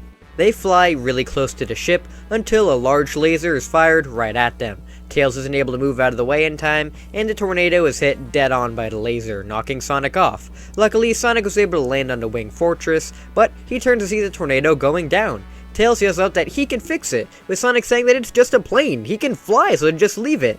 Tails insists that he can fix it though, as the plane goes down. Sonic watches as it leaves his sight, with him extremely angry at Eggman now. Sonic rushes as fast as he can through the ring fortress, destroying all of the bandits on board and dodging all of the incoming fire. He eventually makes it to the entrance, where he's being trapped behind a laser wall from Robotnik. Eggman tells Sonic to cool it, as he's not trying to go after him right now. He's going to put a stop to that Red Ribbon army that's been causing both of them so much trouble. Sonic knew they didn't have anything to do with them, but is concerned at what he means by dealing with them. The wing fortress suddenly stops right in front of a huge army base, with Robotnik looking at Sonic and thinking of a golden opportunity. He talks into his speaker, summoning something, as Sonic sees Metal Sonic appear in the window, staring at Sonic with a burning hatred. Eggman tells Metal that before he can deal with Sonic, he needs to go down and completely destroy the Red Ribbon base. Metal Sonic obeys, powering up and spiraling down to the Red Ribbon base to destroy it. Metal barrels through the base, killing all of the soldiers who stand in his way as fast as possible, with the army sending all that they've got to stop him. Metal is just too powerful, however, and continues his assault, killing them all. Sonic yells out at Eggman to stop, as even though they're evil, they don't deserve this. Eggman doesn't care, however, and just enjoys the show. Eventually, Commander Red and Officer Black show up in their mechs to deal with Metal, but even the great leaders of the Red Ribbon stand no chance to Metal Sonic, and are all blown up to pieces. Then, Eggman sends Metal back up, while he releases a hatch underneath Sonic to send him into the destroyed base. Sonic crashes down hard into the base, almost throwing up at all of the carnage around him. This is when a few of the surviving soldiers see him and call out to the other members that the blue blur attacking them was really a hedgehog. Any surviving members should go after him and take him out. Sonic glares up at the wing fortress, knowing he just got framed for what Metal just did. Sonic knocks the guard out as he goes to run away from the compound and back towards Eggman. Though the fortress has gotten too high and out of sight, Eggman is gone. Not completely though, as Sonic is then nailed from behind by Metal Goku. Metal Goku isn't really going after Sonic, but is trying to get back up to Robotnik after his orders. Sonic doesn't care though, as he barrels into Metal Goku to try and head on up to Robotnik. Though, Sonic gets thrown for a loop when he realizes how powerful this new Metal Goku is, as even when Sonic barrels into him with everything he has, Metal Goku is able to just brush it off like it's nothing. Sonic even fires another Kamehameha at him, but still, he is able to block it. Sonic doesn't really know what he can do now, when suddenly, Metal Goku is slammed in the back of the head and sent flying. Goku lands right in front of Sonic, with him happy to see his friend again. Goku tells him that he just got done training with a very powerful master, so now he's stronger than ever, and they can deal with his metal counterpart for good. Metal Goku isn't ready to fight Goku and Sonic on his own again, so he fires his own Kamehameha at them as he flies back up after Robotnik. Goku tells him he's not getting away, as he calls the Flying Nimbus again to go after him. Sonic grabs onto Goku just in time as they fly after Metal Goku, with them seeing another ship escaping the fortress with Metal Sonic and Metal Goku on board as well. It's heading off into space. They know they won't be able to fly out there themselves, so Goku flies just underneath the ship, with Goku and Sonic jumping out to hang on to the bottom, to not be seen as they head into space. Sonic knows him and Goku won't be able to survive the coldness of space themselves, so he pops open 2 shield containers for them so they can be protected. The two look up as they see the mighty Death Egg up in the sky. This is what Eggman was planning the whole time. With a massive battle station like that, no wonder he needed the Chaos Emeralds. They just need to worry about what the Death Egg does with all that power. The plane lands onto the Death Egg, with Sonic and Goku falling out and their shields breaking after all that pressure. Eggman, Metal Sonic, and Metal Goku look out at the two, amazed they've come this far. Metal Sonic hands Eggman the remaining Chaos Emeralds, with him now having all 7 once again. Eggman laughs out as Sonic rushes to steal them from him. Metal Sonic appears in front though to knock him back. Metal Sonic and Sonic begin their battle once more, with Goku and Metal Goku doing the same. With these two of the Metal series distracting them, Eggman places all 7 of the emeralds into his battle station to power up the Death Egg. Sonic and Goku watch as Eggman explains that the Death Egg has a world roboticizer, and now with it being powered by the emeralds, it is now activated. A world roboticizer? If he fires out on a planet, they'll lose everybody they care about. Goku surprisingly knocks around Metal Goku with ease. His training with Korin really helped him increase in everything. He is able to knock Metal Goku aside and knock Eggman away as he grabbed 2 Chaos Emeralds. Metal Sonic speeds up to steal them from him again as they fight over who is taking it. Sonic spin dashes into Metal's back, with the 2 emeralds going flying up in the air. Metal Goku catches them and throws one back over to Metal Sonic. The 2 regroup as Eggman tells them to use their power to finish him off. The 2 place the emerald inside of their chests and begin to use their power as their own. Goku and Sonic look on in terror as Metal once more sends that power he achieved before, as Metal Goku transforms into a monster. Metal Goku uses the power of the emerald to morph his body, growing larger and larger into a metal great ape. Sonic can't believe his eyes as Goku looks on, sort of recognizing this monster. This is the monster that killed his grandpa. Goku rushes the metal great ape in rage and tries to land as many hits as possible. Though, with the power of the Chaos Emerald inside of it, Goku stands no chance. The metal ape stomps Goku, only knocking him out with a few hits. Even after all the training with Korin, he's no match for the power of the emeralds. Sonic is now alone here. He knows he can't win, but tries to fight with the 2 of them anyway. He speeds all around the metal ape, but Metal Sonic is too fast and able to beat him down to the ground as well, throwing him right at the cockpit of the other emeralds. Sonic lays there, battered and defeated, hearing Eggman's laughter from the next room, as the emeralds around him begin to glow, powering the world roboticizer. The metal ape and Metal Sonic approach Sonic, ready to finish him off. He can't let this happen. All of his new friends, Goku, Krillin, Tails, Bulma, Yamcha, Amy, he can't let them die. He won't let them die. Eggman can't win. He won't let him. The Chaos Emeralds then fly out of the machine and out from Metal Sonic and Goku all around Sonic. Eggman wonders what is happening as the emeralds fly right into Sonic and cause a blinding flash of light. Now I'll show you! Sonic uses the power of the Chaos Emeralds to transform into Super Sonic. Super Sonic rushes towards Metal Sonic, flying all around him, pelting him with a barrage of punches. Metal Sonic yells out that he can't lose. He's the one true Sonic. Super Sonic nails him right into the ground, telling the faker that there is only one Sonic, as he fires a Chaos Blast to destroy him. Metal Goku still has Chaos powers inside him, so he's able to keep the Great Ape form as he attacks Super Sonic. Super Sonic is so much faster than he was before, it's not even funny, as he blitzes all around him, slamming all around and throwing multiple Chaos Beams at him.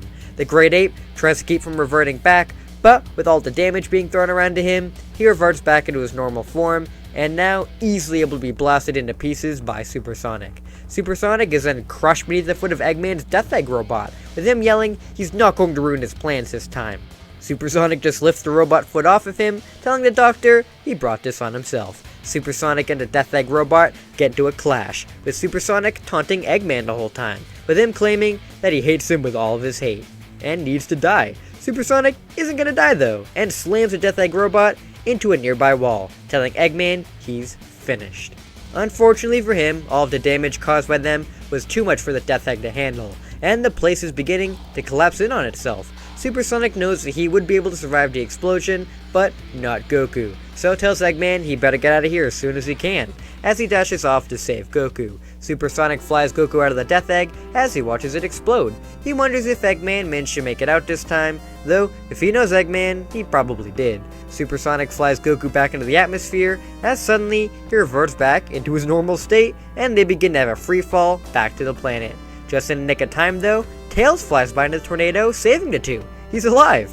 Tails did tell Sonic that he'd be able to fix it, and he did. The tornado lands back on solid ground, with Tails saying he's happy to see the 2 alive. Sonic is totally fine as the Chaos Emeralds completely healed him, but Goku on the other hand is pretty injured, so they'd better bring him back to the hospital. Tails puts the tornado back into a capsule as him and Sonic rush back to help Goku. Eventually, Goku wakes back up, asking what happened, as Sonic explains he used the power of the Chaos Emeralds to defeat Eggman and save the day. Goku is really happy that they won, but is also pretty bummed out he missed Sonic going super. Sonic also tells Goku that he managed to get all of the Dragon Balls Eggman collected too, and there's all 7 of them. Goku is really happy with this, and once he is good enough to go outside, they put all of the Dragon Balls together and summon Shenron.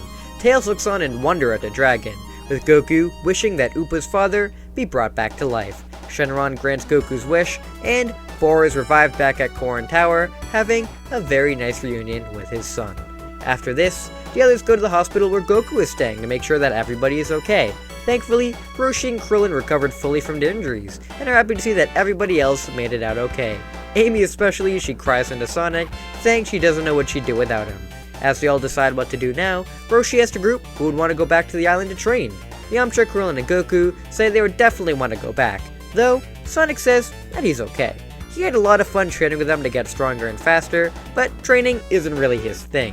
He'll definitely swing by to visit, but there's still a bunch of badniks out there that need to be freed. And plus, he has a price on his head from the Red Ribbon Army, so he needs to sort that out as well. He'll be out there exploring the world for now. The Turtle students wish Sonic the best, as he'll do great out there. Tails says he doesn't really have anything else to do, so asks if he can go with Sonic too, which Sonic says of course he can. Amy pretty much forces herself to tag along too, with Sonic not able to shake her off this time, so she's coming as well. Sonic, Tails, and Amy run off to go and free the other animals. Roshi then tells Goku that since he trained with Korin, he really doesn't have anything else to teach him, so maybe he should go off and explore the world on his own himself. Goku thinks it's an excellent idea, as it may be really fun to explore the world. He'll let Sonic go off on his own, but he's gonna explore his own section of the world and see what's in it. The group say that they'll see each other again for the next world tournament, as Goku heads off and the others return to Kame House. Elsewhere, Dr. Gero sits in his lab watching over the footage of the Red Ribbon compound being destroyed by that blue hedgehog. That damned hedgehog took everything away from him. So now, he'll show him the true power of the Red Ribbon Army with his advanced mechanical creations. The Death Egg has been destroyed after a battle between Robotnik and Supersonic. It eventually goes crashing back down onto Earth, with Robotnik surviving due to being in his Death Egg robot. He thankfully isn't dead, but not completely unscathed. Once Robotnik is able to pull out of the Death Egg remains, he sees another rodent standing right before him. Knuckles the Echidna. Knuckles grabs the doctor by his shirt collar, asking him where he came from and why this giant ship crashed into their island. Robotnik tries to weasel his way out by saying he was attacked by a human kid and a hedgehog trying to steal the Chaos Emeralds. Knuckles immediately drops Robotnik, asking him how he knows about the Chaos Emeralds. They shouldn't exist in this dimension anymore. Robotnik is happy that this Echidna knows about the emeralds, so now he can twist the story even more. Robotnik explains to Knuckles that he caught these kids using the Dragon Balls to wish for the Chaos Emeralds back into this dimension. So he tried to use his advanced robotics to stop them, but they tapped into its power and almost killed him. Knuckles is furious, apologizing to the doctor for being so rough, and says he's one of the guardians of the Master Emerald, so he will personally make sure to stop these kids from using the emeralds to harm anybody else. Knuckles leads Robotnik over to the Master Emerald, calling out for Mr. Popo, hoping that he'll understand the story. Mr. Popo comes over to hear out Robotnik's story, though unfortunately for him, he doesn't really seem to buy it. Mr. Popo tells the two to follow him, as they should ask Kami himself how he feels about him. Mr. Popo, Knuckles, and Robotnik make their way up to the Shrine of the Emerald to meet with Kami, guardian of the planet. Kami hears out Robotnik's story, though he's not an idiot. He can clearly tell he's lying about being all innocent, but he does seem to be telling the truth about the Chaos Emeralds returning. He did notice around a year ago that the Dragon Balls are used for something, but he had no idea it would be to bring the Emeralds back. He made sure to banish them into the Special Zone shortly after the Piccolo incident in case he ever broke out and tried to go after their power. Now that they're back, they are a danger to the universe. Kami says that they need to go out and find this Monkey Boy and Hedgehog, so that way they can get the emeralds back. He can't go himself as he needs to stay up here, and Mr. Popo offers that Knuckles go with Robotnik, as this can be a chance for him to prove himself as the future protector of the Master Emerald. Kami agrees that Knuckles is indeed ready, and he is tasked with going with Robotnik to find the Chaos Emeralds, though warns him not to fully trust the stranger just yet. Knuckles tells Kami he'll do the best that he can, and he goes off with Robotnik. The two don't really have a concrete way of getting off of Angel Island themselves, so Robotnik asks for a bunch of resources to be able to build a way out. After getting some supplies, Eggman is able to take those pieces and pieces from the destroyed Death Egg to turn this part of the forest into the launch base zone, where they can use it to get off of the island and track down Goku and Sonic. The two launch off of the island down to the planet to go and find the two, though it won't be as simple as knowing their exact location, as they could be anywhere on the planet. Robotnik knows that the easiest way to get their attention would be to unleash a bunch of badniks around, though Knuckles definitely won't let that happen, so he needs to come up with a new plan. The Chaos Emerald radar was busted, and without a Chaos Emerald in his possession for himself, he can't just make a new one. And Kami won't let him go anywhere near the Master Emerald to use its power, so they're just lost at the moment. Robotnik doesn't like the idea of playing like a good guy, but if he wants to survive, he has to keep up the act, since they can't find the two. Robotnik turns more of the launch base zone into his own making, which kind of upsets Knuckles, but Robotnik keeps informing him it's for the greater good in finding the emeralds, so he's allowed to keep going. With Robotnik out of the way for now, our heroes are able to go on about their lives. Sonic, Tails, and Amy have been off exploring the world and freeing all of the badniks that they can find. They have no way of knowing how many are still out there, but for some reason the Chaos Emeralds aren't responding to any call to power at this time like they did to get rid of the badniks before.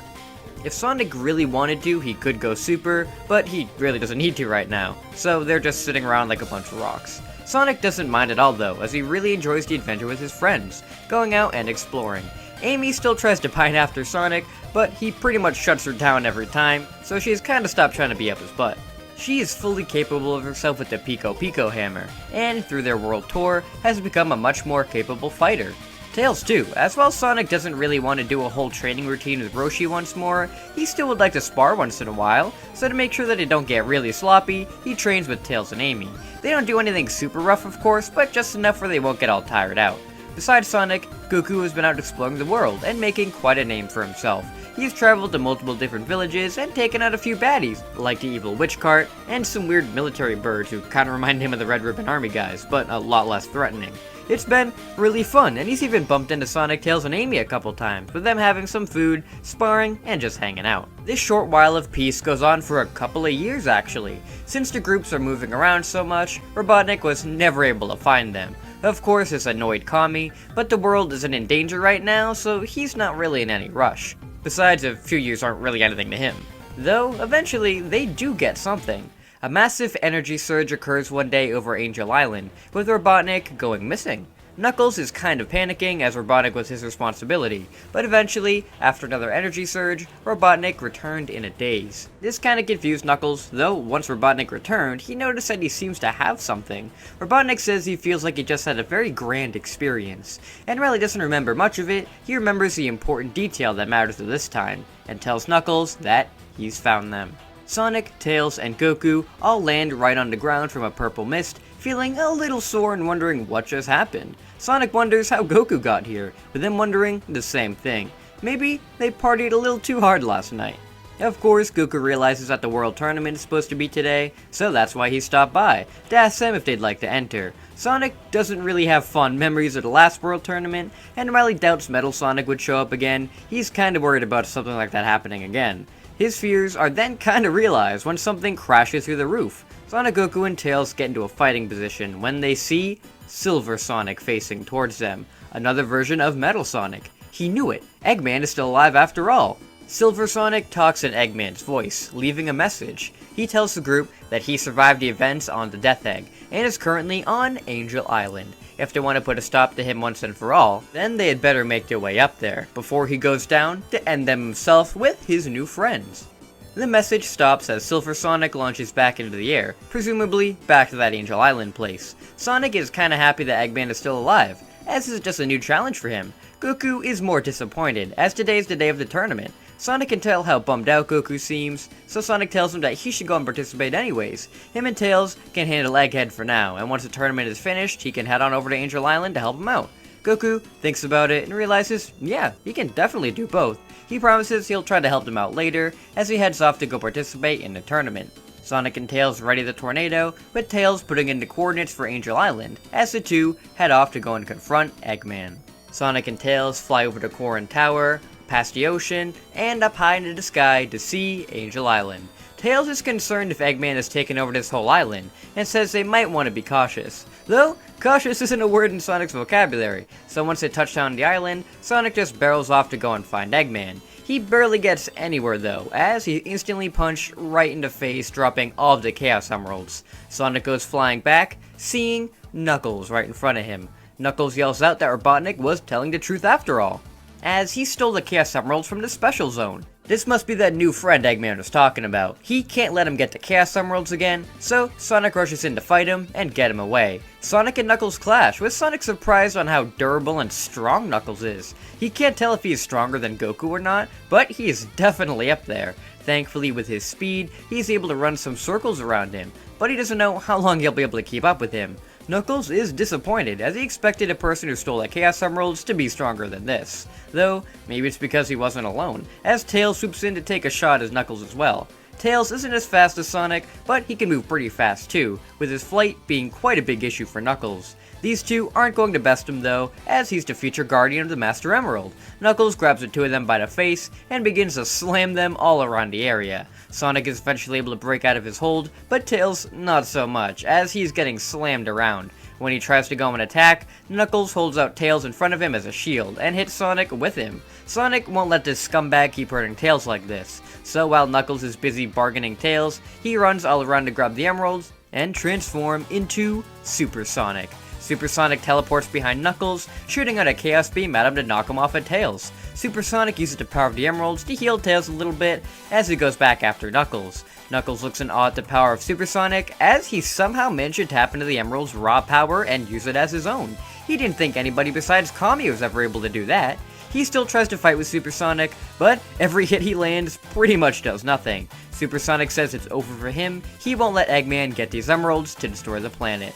Knuckles is confused on what he's talking about. These guys are the ones who want to destroy the planet, right? Super Sonic decks Knuckles away, and Knuckles realizes that to stop these guys for good, he's gonna have to reach into his own power granted to him by Kami. Knuckles looks deep inside himself, a green glow surrounding him. He flies up, and suddenly transforms. Mr. Popo sees the Master Emerald glow slightly, and is kinda worried, as Knuckles has never had to rely on the Chaos Energy in a fight before. Super Sonic can't believe he's seeing another super form without the Chaos Emeralds. But this isn't a traditional super form, he doesn't think. It feels different. Knuckles has transformed into Chaos Knuckles. The two rush headfirst at each other, with their headbutt causing a gigantic after effect through the entirety of Angel Island. The two fight with all they have, Super Sonic revving up a figure eight to the face, with Chaos Knuckles delivering multiple knuckle sandwiches. It is clear though that Chaos Knuckles has a much better handle on his own super form than Super Sonic, and knows how to use all sorts of Chaos Energy that Super Sonic has no idea even exists. He's able to blind him, freeze him in place, all things that are taking a toll on the super form. The super form may be invulnerable to most regular people, but to another superpowered being, taking a hit really stings. The two continue the battle against one another, tearing up most of the area they're in right now, which bothers Chaos Knuckles, as this is still his home. He decides the best way to fully get rid of Super Sonic is to take him away. Chaos Knuckles is able to grab onto Super Sonic and use Chaos Control to warp them right in front of Kami. Super Sonic is confused on why he is now in some weird shrine, until he stops right in place, seeing this other weird green guy holding out his hand. He's holding on to this giant Chaos Emerald and chanting something.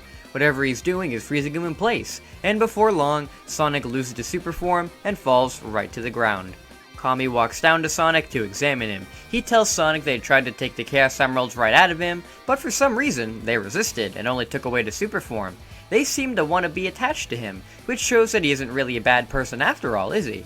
Sonic is very confused on what's going on, as Kami tells Knuckles to explain what Robotnik told them. Knuckles reverts back into his normal self, not really wanting to give the enemy information, but it is an order from Kami, so he tells Sonic everything. After this explanation, Sonic realizes that Eggman tried to paint him as the bad guy again, revealing that he used the Dragon Balls to wish the emeralds back into this dimension, and used their power to launch a Death Egg. This, Kami believes. He can sense good intentions in a Hedgehog, compared to that of Robotnik, saying that while Robotnik may not be the most evil person he's ever encountered, he is still a large threat if he gets those emeralds. In fact, if Knuckles is here, then who's watching Robotnik? Suddenly, a large explosion is heard in the distance, with Kami sensing that something is terribly wrong.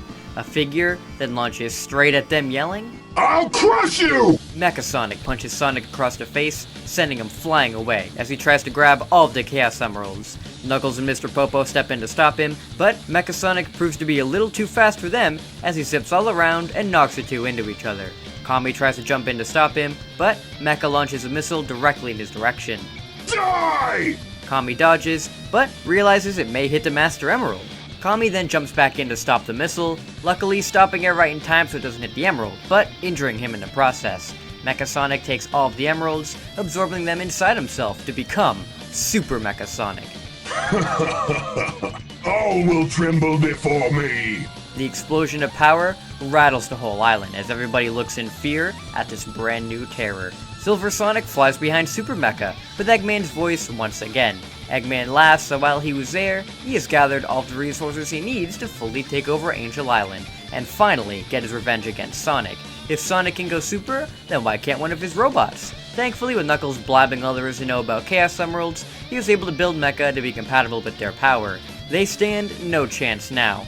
Knuckles is infuriated with himself for giving all his information to Eggman, and transforms back into his Chaos form, going after the two of them. Super Mecha teleports in front of Chaos Knuckles, punching him straight to the ground. This is the end of the line! He then sets his sights on Kami, until Sonic barrels into him, attempting to protect the Guardian. Unfortunately for Sonic, all this is doing is annoying Mecha, so he tries to run all around to avoid him. Super Mecha has gotten a speed boost along with the Emeralds, however, and is able to outrun Sonic, beginning to wail on him as well. Is that your best? To make matters worse, the whole island begins to shake once again, as the Death Egg begins to rise from the launch base zone.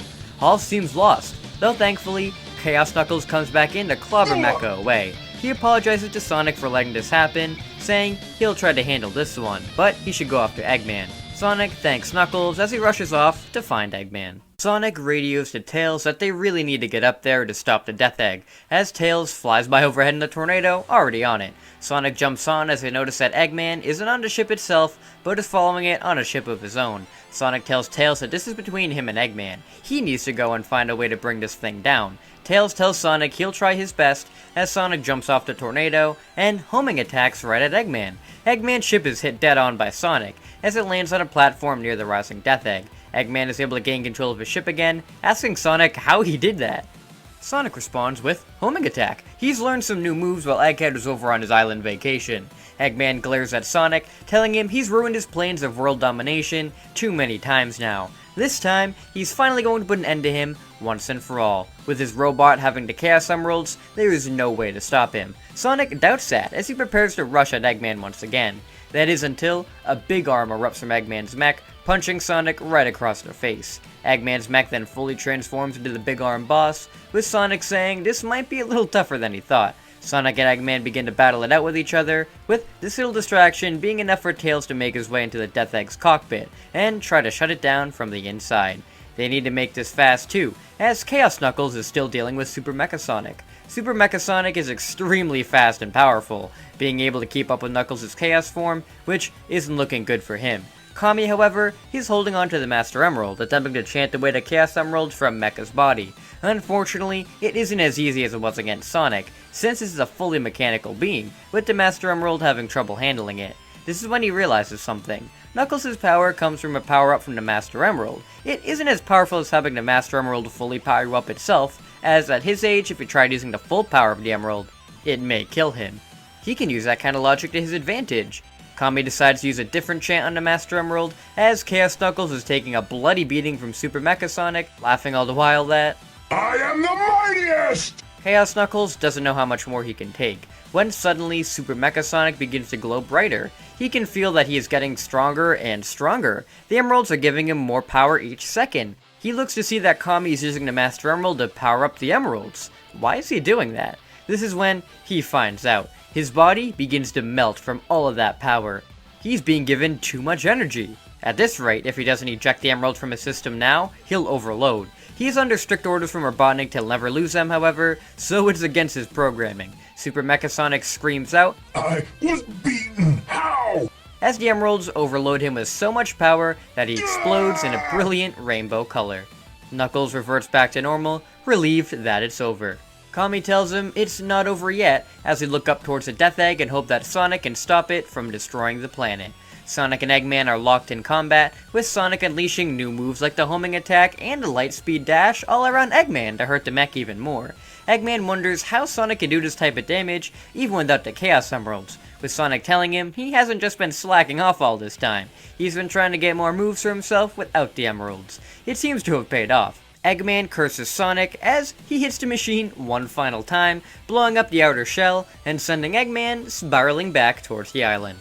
Right as Sonic dealt the finishing blow, Tails tells Sonic he managed to override the launch sequence, but if he stops it now, then it has an emergency self-destruct sequence. He doesn't know what they should do. Sonic is worried too, as if they allow it to launch, then it'll roboticize the whole planet. But if they stop it now, it'll self-destruct and wipe out the whole island. What should they do? A voice behind Sonic tells him that he knows exactly what to do. Sonic turns to see Chaos Knuckles flying behind him, but is it Chaos Knuckles? He looks to be a different color. Knuckles tells Sonic that with the power of the Chaos Emeralds, he's now Hyper Knuckles. And he knows how to get rid of the Death Egg. He lets the emeralds fly all around Sonic as well, granting him the power of Super Sonic once more. Super Sonic is surprised, as he didn't think that two people could use the emeralds at the same time. Super Sonic tells Tails to get out of the Death Egg now, as him and Hyper Knuckles will finish it off. Tails quickly flies out, as the two of them fly underneath the Death Egg and put their hands right on it. They both power up, pushing the emeralds to grant them more power. As they shout out, Chaos Control. The Death Egg is filled with their Chaos energy, and with the power of Super Sonic and Hyper Knuckles, the Death Egg is teleported outside of Earth's range and explodes out of harm's way. The threat of the Death Egg is no more. Super Sonic and Hyper Knuckles high five as they Chaos Control themselves back to the Master Emerald's altar to tell the others that they did it. Tails gives Super Sonic a big hug, congratulating him on defeating Eggman again, with Kami congratulating Hyper Knuckles for his victory. This is when Eggman appears once more in his Egg Mech, snatching the Master Emerald right out from the altar, flying off saying he's not losing again. Kami yells out, as without the power of the Master Emerald, the island won't be in the sky for long. Angel Island begins to quickly fall from the sky, with Kami yelling out for the two to go after him and get the Master Emerald back. Super Sonic and Hyper Knuckles blast off after Eggman, quickly catching up to him and ramming into his mech to get the Master Emerald back. They have to be careful though, as they don't want to damage the Emerald. They continue to ram into Eggman as he launches more missiles at them to get them to back off. Regular missiles are nothing to them, as they can just avoid these easily, and eventually they deal the final blow in Eggman's mech to blow out his jetpack and send him hurtling towards the ground. The two fly down after him, with Eggman realizing he's going to lose once again. He's not going down without hurting them though. Eggman says that if he can't have the Master Emerald, then nobody can, as he barrages it with missiles. The two yell out at him to stop, but it's too late. The Master Emerald explodes, blasting all three of them down to the island, right as it crashes into the sea. The whole island shakes, as Hyper Knuckles goes to rip Eggman right out of his mech, telling him he has no idea what he's just done. Hyper Knuckles is about to finish Eggman right then and there, until Super Sonic looks on towards the shards of the Master Emerald in confusion. He tells Hyper Knuckles to wait a minute and look over at the remains of the Emerald. Hyper Knuckles looks towards the shards, but that's not what he's looking at. He's looking at who is standing over them. He sees the Demon King Piccolo. Piccolo slowly looks up, laughing maniacally. Free. He is finally free. He throws the call towards the others, telling her she can't keep him trapped anymore, as he asks the three in front of him who they are and if they freed him. Hyper Knuckles is shaking in fear. He's heard his stories of him before. He knows how dangerous he is. Eggman speaks up though. Seeing that this guy is clearly rattling Knuckles, he states that he was the one to free him, and these animal creatures tried to stop him. Piccolo looks at Eggman, thanking him for his kind service and if he'd like to work under him in taking over the planet. Him? Work under somebody? Yeah, he doesn't see that happening. Eggman says he wants to take over this planet on his own, and isn't too keen on taking orders from anybody else. Piccolo laughs again, saying what a shame, as he fires a Chaos Spear right through Eggman's chest. Super Sonic and Hyper Knuckles gasp, as Eggman spits out blood, looking down at a giant hole in his chest. He then looks up once more at Sonic, his eyes asking, why? As he falls to the ground, dead. Super Sonic can't believe it. Eggman, dead? Just like that. He didn't even give him a chance. He rushes Piccolo, saying he didn't need to kill him, as he's punched right in the chest. Super Sonic spits up blood, the impact taking all of the wind out of him. How is that possible? Piccolo then lifts his arms up and slams the back of Super Sonic's head, sending him right into the ground, knocked right out of his super form. Hyper Knuckles launches a barrage of Chaos Blasts at Piccolo, though he just catches them all in his hands, crushing them. He guesses that Kami was the only one who could really use the emeralds to their fullest capabilities, as these two are just pathetic. Piccolo appears behind Hyper Knuckles to show him what a Chaos Blast really looks like. Hyper Knuckles is blown away, landing right next to Sonic, out of his super form as well. Piccolo laughs, saying he's still got it, and lifts up his finger, summoning the 7 Chaos Emeralds from these two back towards him. With their power, he can now fully take over this planet for himself.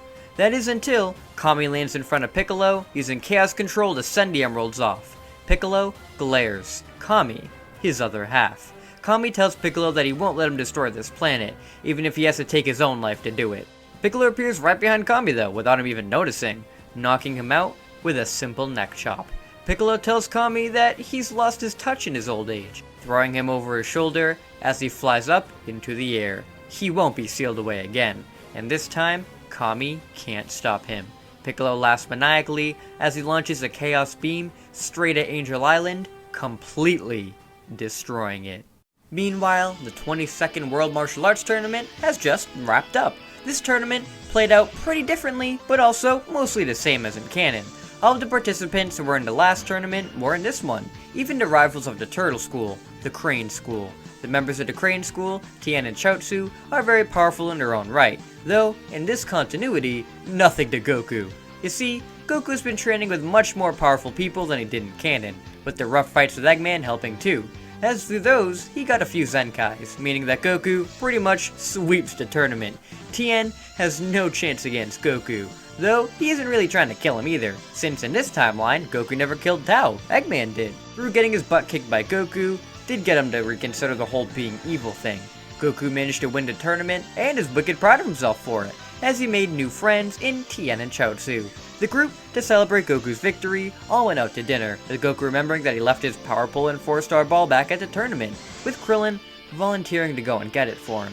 As they wait for Krillin to get back, they see breaking news as a floating island crashed into the ocean below, and then was completely destroyed by a large beam of light. Goku is instantly concerned, as Sonic is supposed to be there fighting Eggman. He is then filled with dread as he senses something else. He immediately rushes back to the tournament grounds to see Krillin down on the floor with a weird water monster over him. Goku fires a Kamehameha at the monster, destroying it as he stands over Krillin to find that he is dead. Roshi stares in horror, seeing the water monster as he looks outside to see many more just like it running around. He trembles, watching these monsters destroy everything around them. The others ask what is going on, as Roshi tells them that the Demon King himself, Chaos Piccolo, has returned. Chaos Piccolo has been unleashing his destroyer army of chaos all around the world. He currently has Kami in his possession, and the Master Emerald is destroyed. So, that's two of the things out of the way that thwarted him last time. Now, all he has to worry about is where the Chaos Emeralds went to, and a martial artist with an ability like the Mafuba. He won't be sealed away again. He'll make sure of that. He's not just gonna sit around and wait, however, as this time, he's going to royally take over the planet. Piccolo flies over to the king's castle, attempting to make his way inside. The king's guards all try to attack him, though their guns are useless, as bullets just pass right through his watery body. Piccolo kills all of them quickly enough, and right as he is about to make it into the castle, he is rammed into by a red ball. It doesn't hurt him, but it's just confusing. He turns to see that the one who attacked was some sort of armadillo. The armadillo yells out to the others that he's over here, and suddenly, a big crocodile, a chameleon, a squirrel, and a bee appear next to the armadillo. Vector yells out to Piccolo that he's dealing with the Chaotix now, the king's personal bodyguards. These clowns are the king's bodyguards? What has the sage come to? SBO lunges towards him, moving a lot faster than he expected, swinging wildly at him, though each stab just goes right through his body. Piccolo kicks him away fast as he fires his I-beams at the two flying ones. Charmy and Ray are hit dead on, with Charmy just exploding and Ray getting a hole right in his chest, falling over, coughing blood, dying. Mighty roars in rage, rushing Piccolo and attacking him with all that he's got. Mighty's actually pretty tough, as his hits actually leave some indents. Though to a being made of pure chaos energy, it still doesn't hurt. He kicks Mighty away and launches a blast right at the group. Mighty turns his back towards the blast to shield the others, though this blast is way too powerful for his shell, and he's obliterated.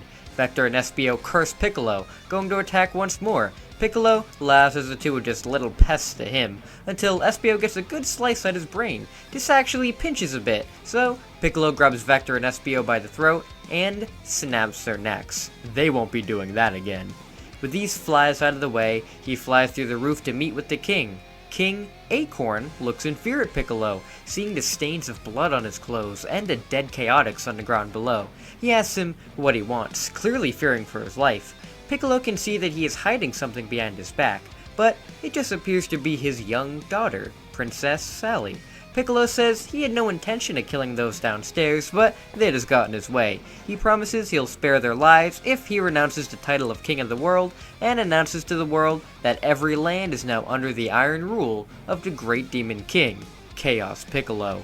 King Acorn says he can't do something like that, as Piccolo extends his arms to grab Princess Sally and hold her by the throat. He says he better rethink that, or he'll snap this little princess's neck right here and now. King Acorn watches as Sally struggles, kicking Piccolo to get him to let go. He can't let his daughter die, so regretfully says he'll listen to his demands. Piccolo drops Sally as he laughs in victory. Meanwhile, Goku and the others fight off the Chaos Zeros around the city. Yamcha can't really fight with his broken leg, but thankfully Tien, Chaozu, Roshi, and Amy are in great condition to fight alongside Goku. They destroy all of them in the area, as they ask how they'll be able to fight Chaos Piccolo. Roshi tries to explain to the group that he doesn't know where he could be. If he was able to destroy Angel Island and kill Sonic, who had all the Chaos Emeralds, he doesn't know what they can do. The best bet they have is finding the Dragon Balls and wishing for his demise.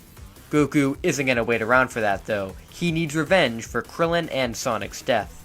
He calls to Flying Nimbus as he flies off searching for Piccolo. Roshi tried to stop him, but it's no use and he's gone.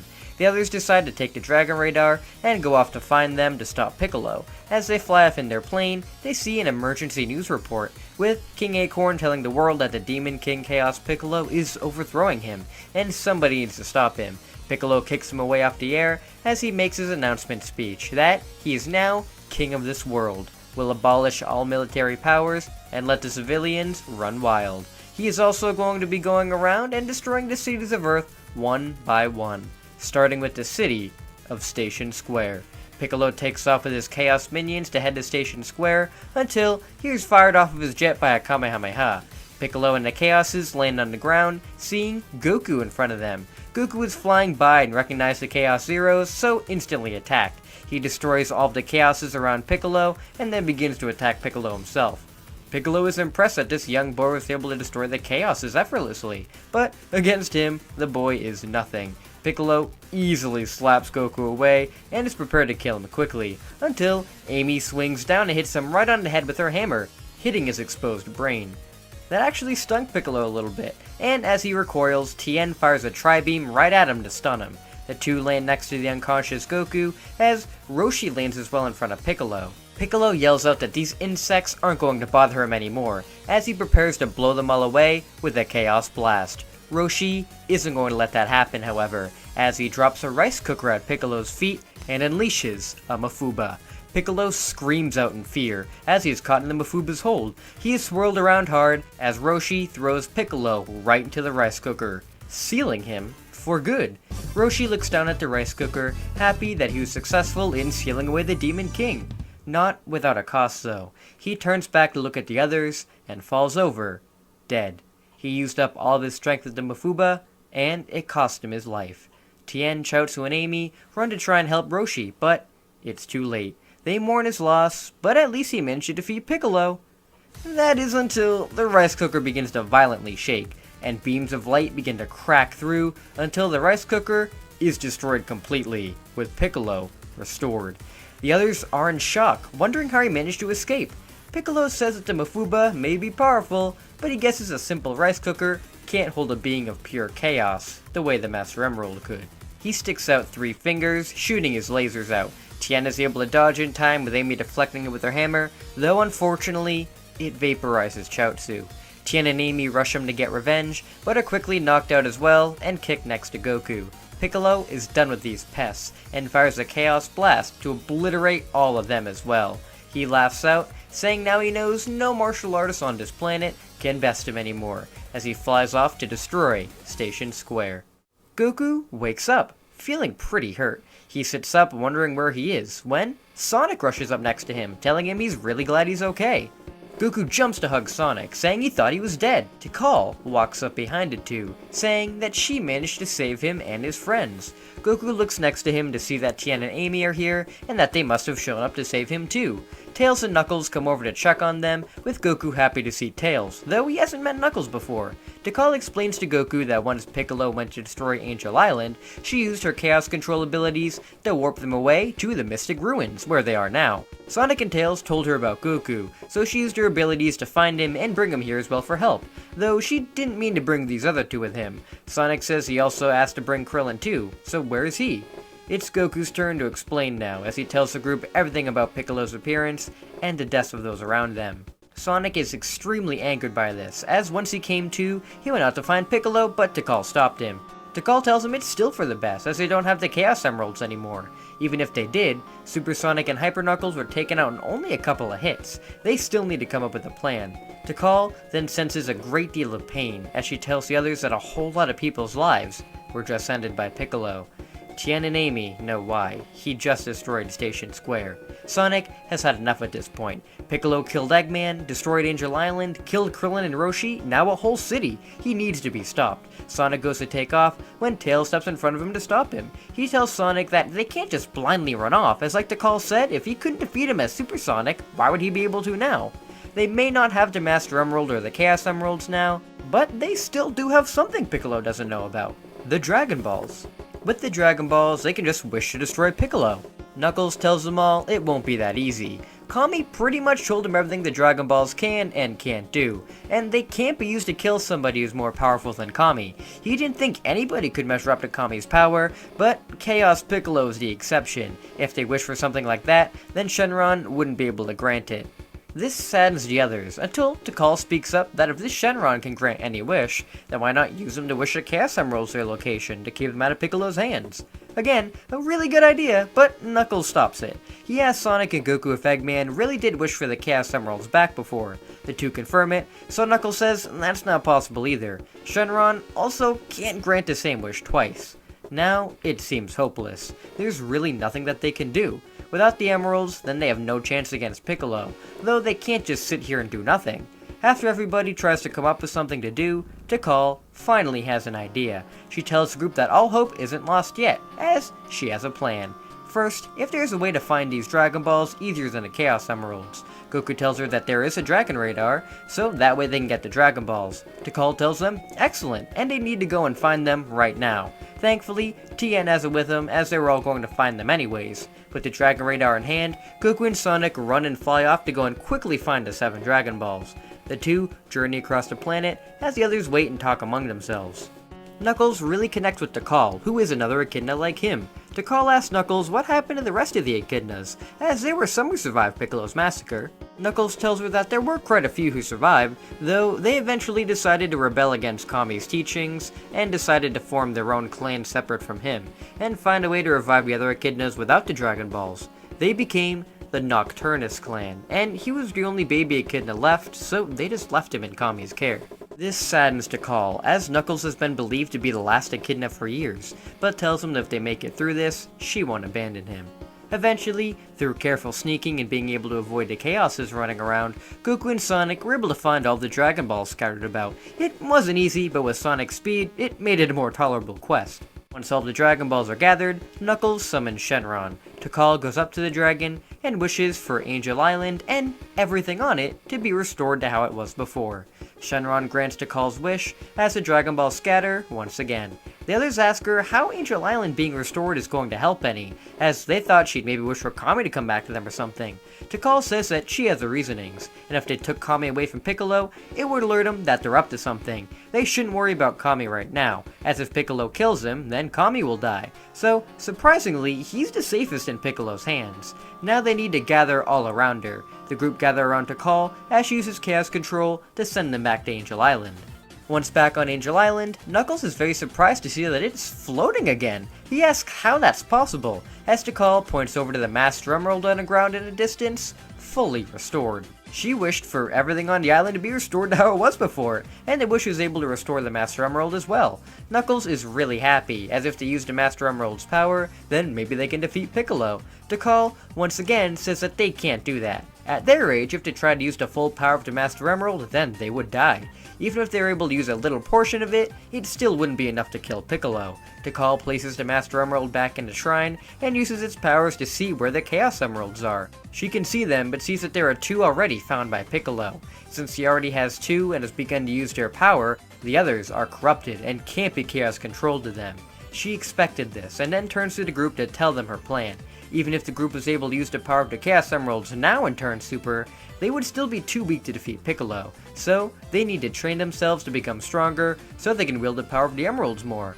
Goku and Tien are down for this idea, but don't think they have time, as if they just start training now, then Piccolo will have time to get the other 5 Emeralds. Tikal says that time is actually on their side, as she then opens the entrance to the Hidden Palace Zone, and past the previous shrine of the Chaos Emeralds is the Hyperbolic Time Chamber. This room has been hidden away, as it is extremely dangerous, though inside this room you can train for a year in a day. If they are all able to train in this room for a year, then they may be strong enough to combat Piccolo. By the time they've emerged, Piccolo should have most of the emeralds, so when they go down to fight him, they can take them for themselves and have Sonic and Knuckles use them to defeat Piccolo, as they have the most experience with their power. Tails can't believe a room like this exists, as it defies literally every law known to man, but if the room is powered by Chaos Energy, then maybe that's why. The group are reluctant, as will it really allow them to train for a whole year in a day? Goku tells them that he's going inside, as through training they can avenge Krillin, Roshi, and the countless others that Piccolo has killed. Why wouldn't they go in? Tien, Knuckles, and Sonic say they'll go in as well, with Amy tagging along because Sonic is too. Not wanting to be the odd one out, Tails says he'll join in. So, they all tell Tikal they'll do it. Excellent, she says, as she unseals the door to the room, telling them that she'll let them out when the day is up. The others walk into the time chamber, the door sealed shut behind them, as Tikal says that they are humanity's only hope now. Once the group go into the time chamber, they feel immense pressure. The gravity here is insane. It's hot, the air is thin, and it's nothing but white space. Goku, Tien, and Knuckles think this will be the perfect training ground, though for Sonic, Tails, and Amy, they're just trying to get used to this new place. Sonic especially feels weird about staying in one place for a whole year, one like this, though he needs to put his ego aside for now and work together with everybody. That way they can stop Piccolo and save the world. The 6 all begin their training together in the time chamber, and this is when I feel it's finally time to talk about power levels.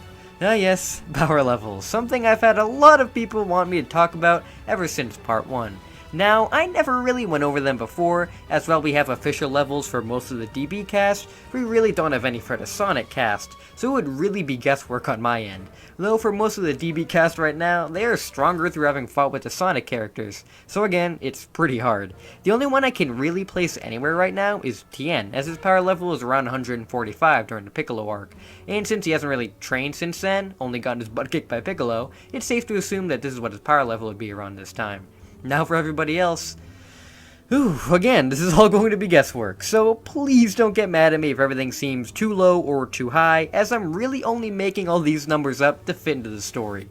Alright, let's go from weakest to strongest in a group right now. First off, we have Tails. Tails is the weakest of the group, but definitely not somebody who you'd mess around with. He doesn't really have that much training compared to the others, as he is mainly just a tech guy. But if he hits you with his 2 tails, you're gonna feel it. His power level right now would be around 115.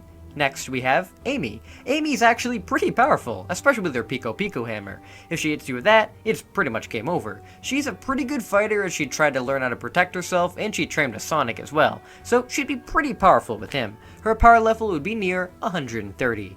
Next we have Tien with his 145 power level that I stated earlier.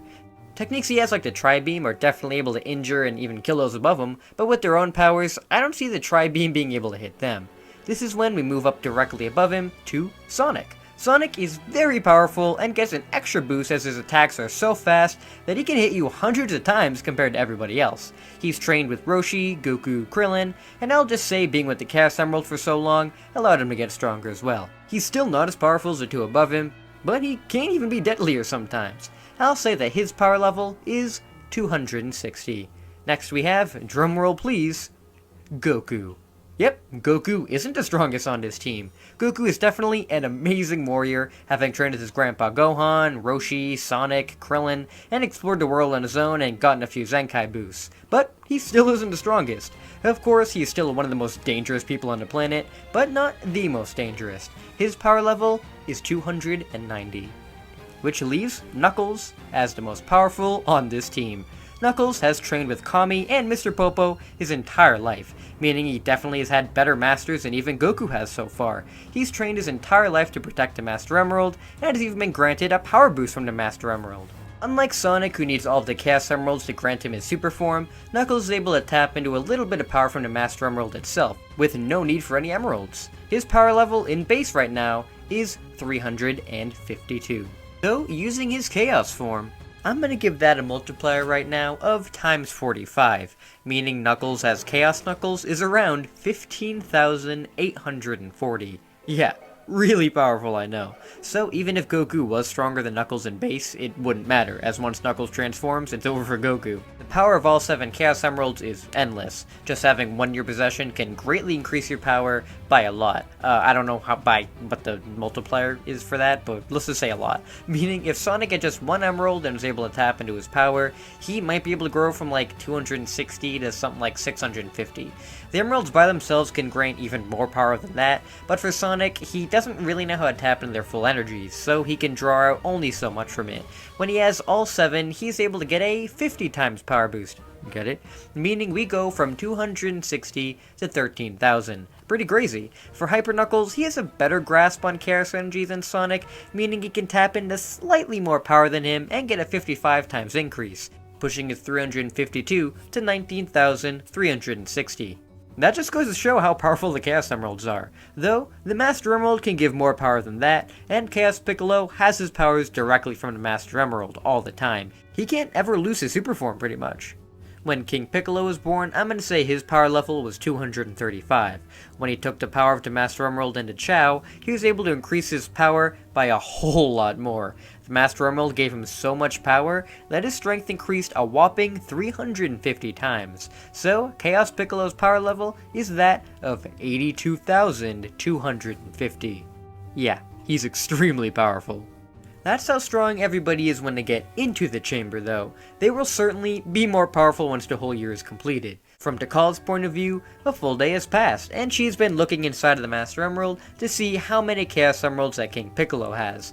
Unfortunately, he has now gathered 6 out of 7, and the 7th will definitely be on its way soon. So, Tikal decides to open the time chamber a little bit early to let the group out, and have them go and fight Piccolo. Tikal unseals the chamber, allowing the group to step out. Goku and Tien come out first, looking a lot more powerful than when they entered. Now, I'm going to be basing how strong they got while in the time chamber from Lytro Storm's What If the Z Fighters Used a Time Chamber video that he did. So, if you want to see where he went to get the numbers, go check that video out, it's really good. So, he came up with a 5 times increase for these characters, which I think is pretty good considering how powerful that everybody was at the time. Meaning Tien would go from 145 to 725, with Goku being at a power level of 1,450. Yep, right at his level this early on. Pretty cool. Then, the others step out, which actually shocks Tikal a little bit. Sonic, Tails, Knuckles, and Amy exit the time chamber, having grown quite a bit. Guess that year in the time chamber definitely changed them for the better, as they especially look a lot more powerful now. Now, let's get into their levels. Tails has grown to 575, Amy has grown to 650, Sonic has grown to 1,300, while Knuckles has hit 1,760. So if you add the 45 times Chaos form to him, then Knuckles' true power now is 79,200. Wow, way past Raditz level now. Tikal is insanely impressed with everybody's powers, as now they may actually be able to use the powers of the Chaos Emeralds to defeat Chaos Piccolo. Sonic tells her that this time Chaos has no chance against them. They all trained insanely hard, and once they nab all the emeralds, then they're all set to go. Sonic shows off his newfound speeds by running all around Angel Island in less than a minute. 20 times! Tikal then leads the others towards the Master Emerald. That way they can Chaos Control to the King's Castle. She wishes them all the best of luck as she Chaos Controls them away. At the King's Castle, King Acorn, Sally, and Kami are trapped in a Chaos bubble, not able to escape. Kami can't use his Chaos Control abilities to get them out of there, and is forced to watch as Piccolo sits back in joy, watching the world burn all around them. Though, it seems that both he and Piccolo sense some immense power at the same time. Piccolo looks down to see the kids he thought he killed, all of them standing there, staring at him with hatred. How did they manage to survive? And more importantly, why do some of them look so much older? Tien fires a tri-beam right at Piccolo to get him down from the top of the castle, and Piccolo dodges, jumping right in front of them, saying that while they may have aged a little bit, there's still nothing to his might. Knuckles says he wouldn't be too sure about that, as he begins to call chant. Piccolo recognizes this and goes to fire a blast to shut Knuckles up, though Sonic and Goku fire a Kamehameha right at it to stop it in its tracks. Knuckles finish chanting, with all 7 Chaos Emeralds in Piccolo's possession flying right towards them. The only problem is, they're all black.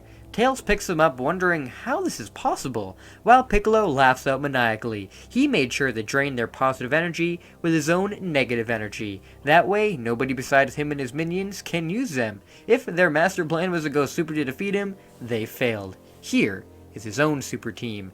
An army of Chaoses come down. All of them have been powered by the emeralds and have mutated into different forms. This isn't how things were supposed to happen, so the group doesn't know what they can do now. Knuckles isn't giving up though. They may not have the emeralds, but he can still use his own super form.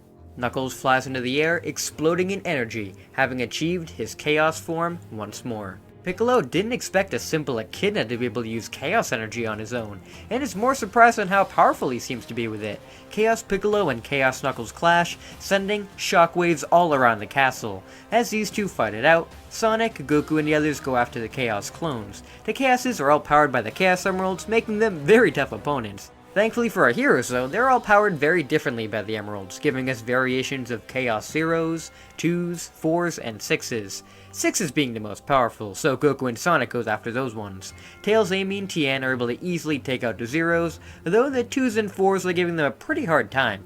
Tien can fire off multiple tri-beams to take them out, but if he fires too many, then he has a chance of killing himself, so he really needs to take it easy. Amy is able to aim for the brain with the Pico Pico hammer, which stuns them all momentarily thankfully, leaving them open for more attacks from Tails. Sonic and Goku are able to hold off the Chaos 6s, but a being with the power of 6 Chaos Emeralds is more than they really can handle, especially since there are multiple of them. They need to find a way to power up the Emeralds again, but they're not sure how. Chaos Knuckles and Chaos Piccolo continue to clash blows, with Piccolo not able to absorb many of the hits, as Chaos Knuckles is pretty powerful compared to everybody else he's fought.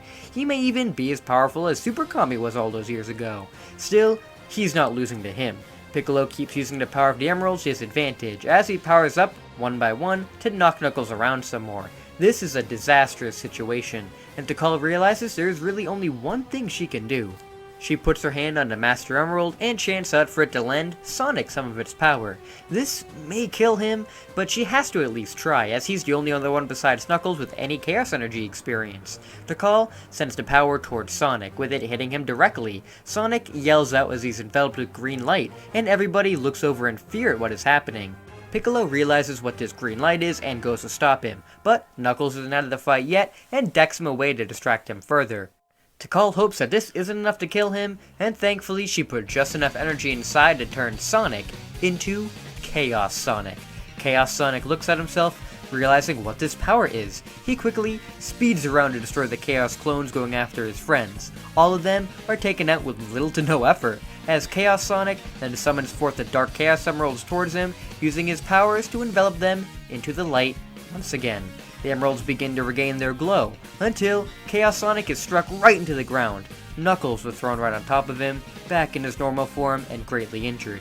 Piccolo flies down, telling him it's impressive how he managed to tap into a little bit of the power from the Master Emerald, but it's not gonna do him any good. Chaos Sonic realizes that he's right. He's not as familiar with this power and doesn't know how long he can hold it. The best he can do is try and fight him off now before it runs out. Chaos Sonic rushes towards Piccolo, but he was right with him not being able to use the power well, as he is a lot weaker than Chaos Knuckles was. So, Piccolo is able to easily slap him around. Tikal wants to give Chaos Sonic some more power, but can't, as if she does, he'll die. Goku, Tails, Amy, and Tien run in and try and help as well, but are all easily knocked aside, Goku the only one remaining conscious. Piccolo beats on Chaos Sonic, saying he did good in regaining part of the light in the emeralds, though unfortunately for him, he's not going to get a chance to use them. Sonic is knocked right out of his Chaos form, back onto the ground, unconscious as well. King Piccolo laughs out in triumph once more. Now, there is no one left to stand in his way. He flicks his finger once more to summon the 7 Chaos Emeralds to him, as once he uses their power, there will be nobody left in existence to stop him. The Chaos Emeralds fly over to him, but stop midway. Piccolo wonders what's going on, as he tries harder to summon them towards him, but they're not budging. He looks to Knuckles, seeing if he's fighting him, but he's still unconscious. The Hedgehog? No, he's out too. Then who? Suddenly, the emeralds break out of his hold, the whiplash sending him flying back. There is a large explosion of power, and a gigantic light beam shoots up in the sky. Piccolo looks on at the beam, wondering, who is it? Who's using the emeralds? When?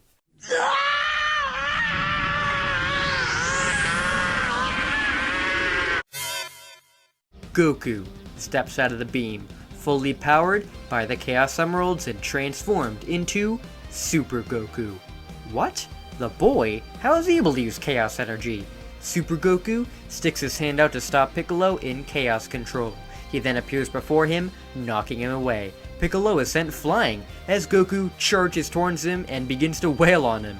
Piccolo is stunned as this boy shouldn't be this powerful. Super Goku continues his assault on Piccolo, slamming him all around.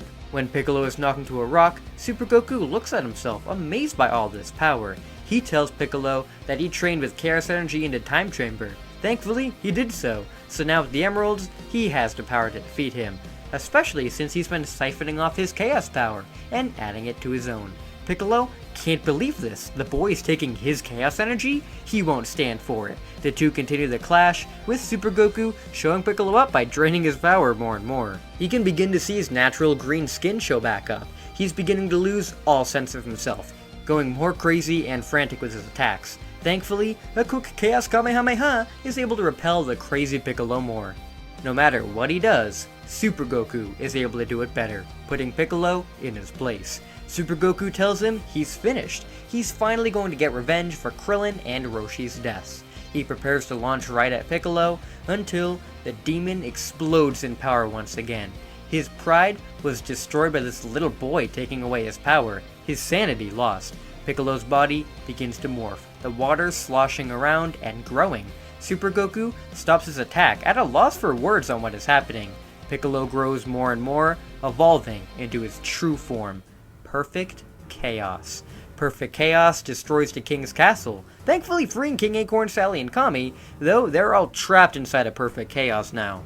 Super Goku fires a Chaos Beam to free them, and flies over to get them out of harm's way. Super Goku asks Kami what is happening. As Kami explains, Piccolo has tapped into the true power of Chaos, becoming this monster. He has no idea what they can do now, as not even Goku can defeat him. Super Goku tells Kami not to count him out yet, as he barrels towards Piccolo, flying around trying to blast him down. Just as Kami feared though, Super Goku isn't enough to take down Perfect Chaos. He's just too powerful like this. Super Goku is hit dead on by one of the tentacles and sent barreling towards the ground. Kami helps him back up, with Super Goku saying he's right. How is he gonna beat this guy? As he looks up, he sees that Perfect Chaos has parted the skies to get rid of all the clouds, revealing a full moon. Upon seeing the full moon, Super Goku begins to change. He shakes violently, growing in size as well. Kami, King Acorn, and Sally all step back in fear once more as Goku transforms into a super great ape. Goku roars out, instantly attacking the biggest creature in front of him. Perfect Chaos and Super Great Ape Goku clash, with Perfect Chaos not able to hurt the ape whatsoever. Of course, Goku has gotten a gigantic boost from already being in a super form, so adding the Great Ape power on top of that, boy, he may even be able to give First Form Frieza a run for his money like this. Goku beats down savagely on Perfect Chaos, with the creature just being helplessly beaten down. This is when Kami collapses to the ground in pain. King Acorn asks Kami what the matter is, as Kami tells him that Piccolo is dying. If Goku keeps beating down on him like this, he'll kill him. And since the two are connected, he's gonna die too. Kami, King Acorn, and Sally watch in horror at the brutality in front of them, not really sure what to do. This is when Kami hears a familiar voice behind him telling him it's not over yet. Kami looks to see Tikal right behind him. She tells her old friend that there is a way to stop both of them while they're like this. There is a prayer to calm both of their minds, so if they work together, they can save both of them. Kami and Tikal put their hands together and begin to perform a chaos chant, calming the minds of Goku and Piccolo. Super Great Ape Goku and Perfect Chaos both stop right where they are, as the Chaos Emeralds swirl all around them, using their magic to calm both of their spirits. Great Ape Goku regains his sanity first, looking down at himself in horror. He's the monster? Goku falls over in exhaustion, reverting back to the normal Great Ape, unconscious. Perfect Chaos begins to revert back into Chaos Piccolo, though with the power of the actual Chaos overtaking Piccolo, his body was basically destroyed. The two are worried that if they complete the chant now, then Chaos will return to a puddle of water and Kami will die. Thankfully, the Namekian cells inside of Piccolo and the magic of Chaos and the Chaos Emeralds aren't going to let that happen. The water of Chaos swirls all around and reforms itself into a new body. The body of a small, baby version of Piccolo. Piccolo has been reborn into a new body to start again. The terror of Chaos Piccolo has finally been dealt with. With the evil defeated, Kami picks up the baby Piccolo, as Tikal goes around to heal the others. Sonic, Tails, Amy, Knuckles, and Tien wake up asking if they managed to win, with Sonic instantly terrified once he sees that Goku is in his Great Ape form. He supposes that's how they defeated Piccolo. Tikal and Kami don't know how to turn him back, but thankfully Sonic does. So Knuckles lifts up Goku as Sonic spin dashes through his tail, reverting him back to normal. Tikal wakes Goku back up, with him groggy and not really remembering much of what happened, except for seeing himself as some monster. King Acorn tells all of the heroes that he is forever in their debt. They all managed to save the world from the wrath of Piccolo, so he'll make sure to let the world know of their heroic deeds. Though it is a shame how many fell today. Kami tells King Acorn that there may be a way they can fix that too, and after he uses his powers to restore the Dragon Balls early, Shenron is asked to revive all those killed by the Demon King Piccolo. Krillin, Roshi, the Chaotix, all of the citizens of Station Square, and all the others killed by Piccolo are brought back, with King Acorn telling the whole planet of their heroes. There is also one more person brought back, Eggman, who has no idea how he's alive once more, but flies off of Angel Island in embarrassment of what happened to him. He's gonna find a new way to stop Sonic, a way that hopefully doesn't involve him dying. Someday soon, he's gonna find the ultimate power that rivals even the great Demon King Piccolo. The terror of Chaos Piccolo is finally over.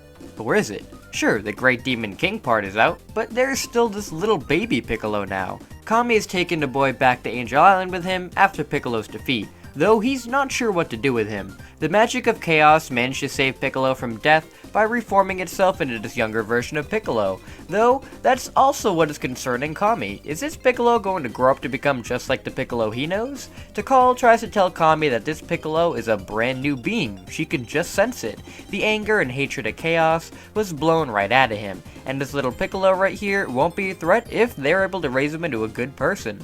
Kami thanks Tikal for the insight and realizes that, why not? He was able to raise Knuckles into the good person he is today, so hopefully he won't fail with this one. Kami offers the ones who helped defeat Piccolo a place to train. They all showed great abilities in the battle, so he would be happy to help them all refine those abilities, as he was the one who showed Knuckles everything he knows. This sparks some different takes, as while Tien normally would be happy to stay up here and train, he needs to make sure that Chotsu is okay now that he's back to life, and find a way to undo the Crane School ways down below. Kami respects Tien's wishes as he flies off the island. Tails and Amy are also conflicted. Amy says she had enough training when she was in the time chamber for a year, and would like some time back to herself, though she would be down to come back up here from time to time, as long as Sonic is here. Tails too, as he isn't really a fighter. He tried to do the best he could against the Chaoses coming after them, but unfortunately he didn't really do much. He wants to be a good fighter, but knows that training with a god would be too much for him right now. If he's gonna train with anybody, he'd like to train with Roshi, as with Roshi he can learn all of the basic moves and how to fight properly. Kami respects that as well, since it seemed to work out pretty well for Goku and Sonic. Now for Sonic, after the battle with Chaos Piccolo, he realized how often he actually loses. Pilaf defeated him, Metal Sonic defeated him, Eggman almost killed him on the Death Egg, and then the Chaos Piccolo twice. Sure, they always came out on top in the end, but if there wasn't somebody to save him when he lost, then they'd all be dead. He wants to be able to be powerful enough on his own to handle future threats like this. He won't train constantly like how they did in the chamber, but he'll stay up here on the island to gain new skills and be able to protect the planet. With Sonic on board, he turns to Goku to get his 2 cents. Goku says he is open to training, though through the fight with Piccolo, he learned about who he really was. He was the monster who killed his grandpa. So the monster who showed up to defeat Eggman, and when Metal Goku became the Great Ape, that was all him. He tears up as he can't believe it was really him who killed his grandfather.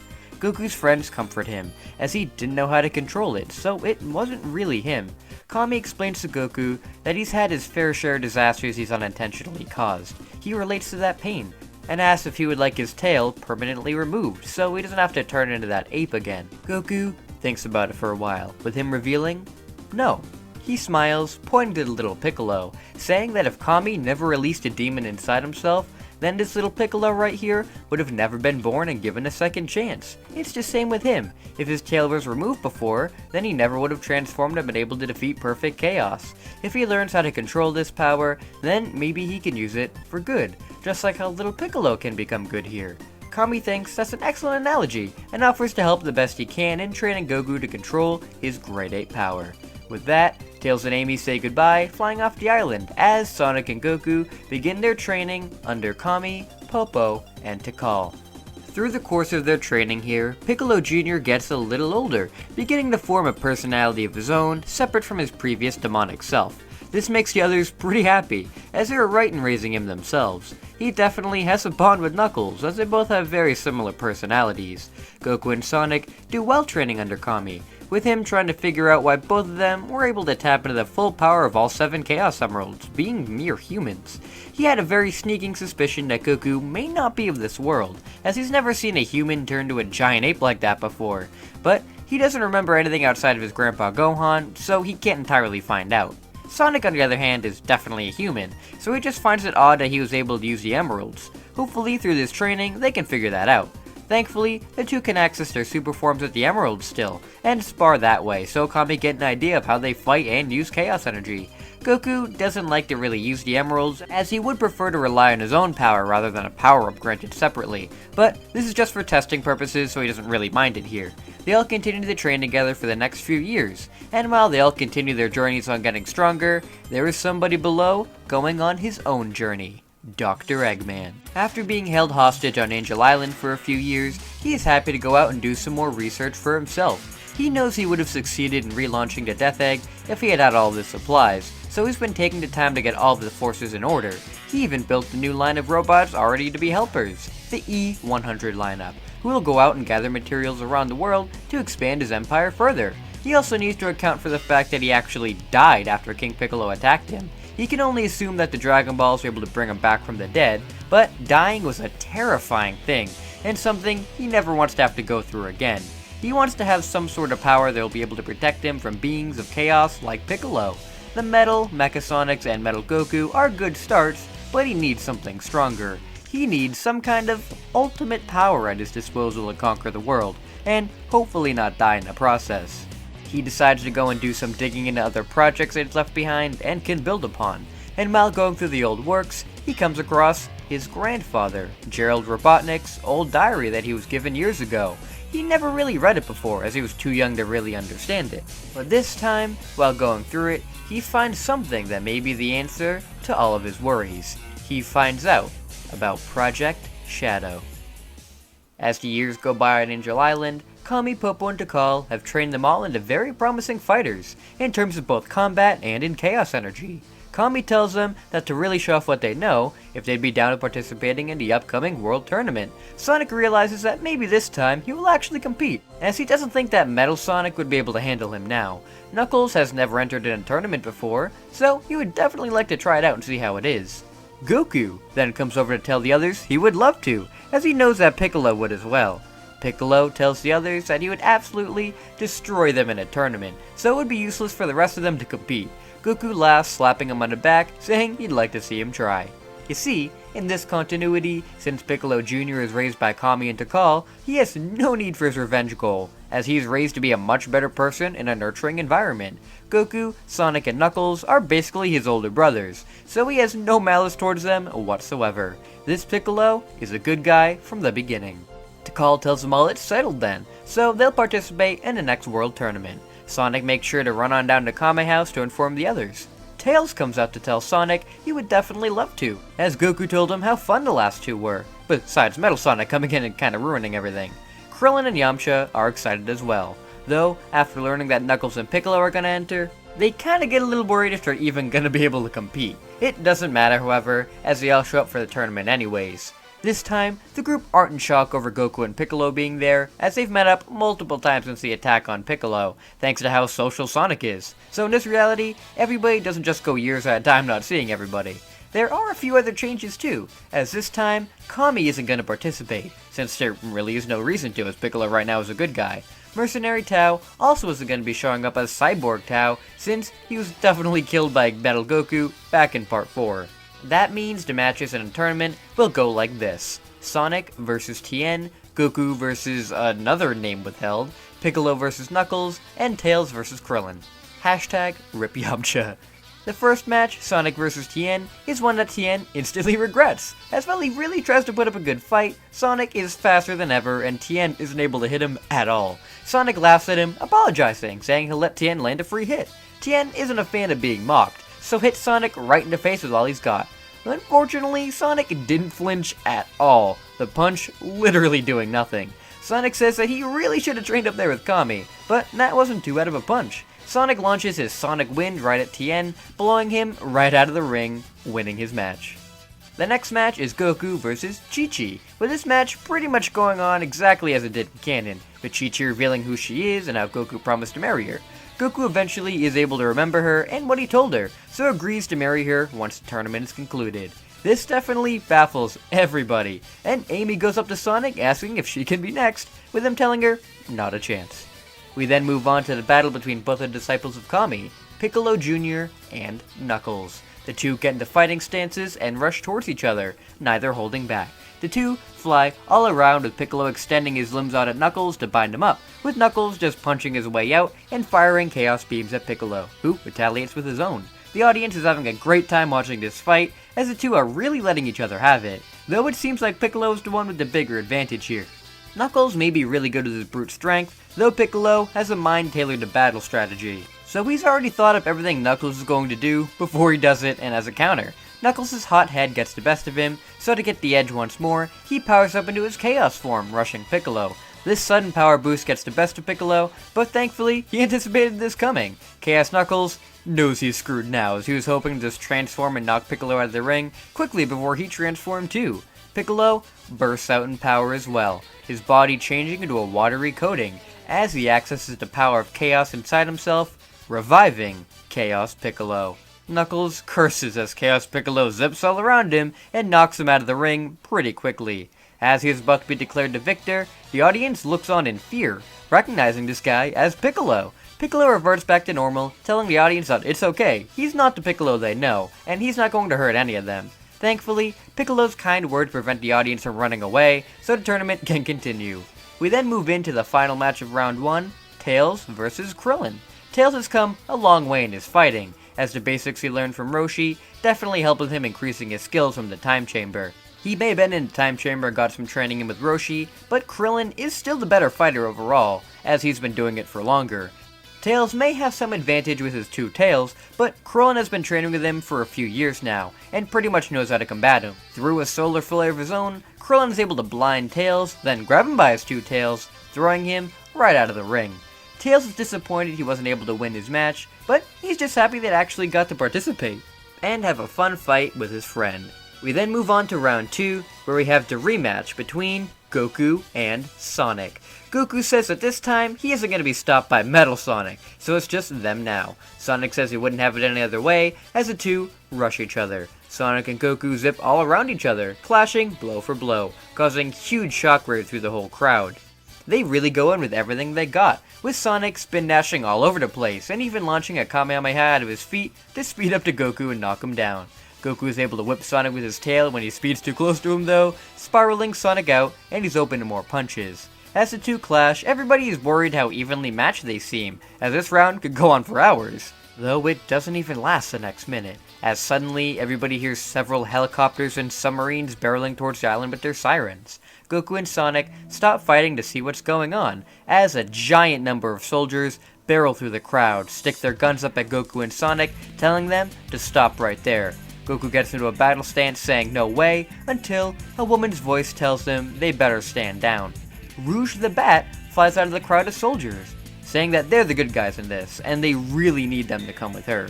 The two ask what they want with them, as Rouge says that she doesn't really need Goku, but Sonic, as he's under arrest. Under arrest? Why is Sonic under arrest?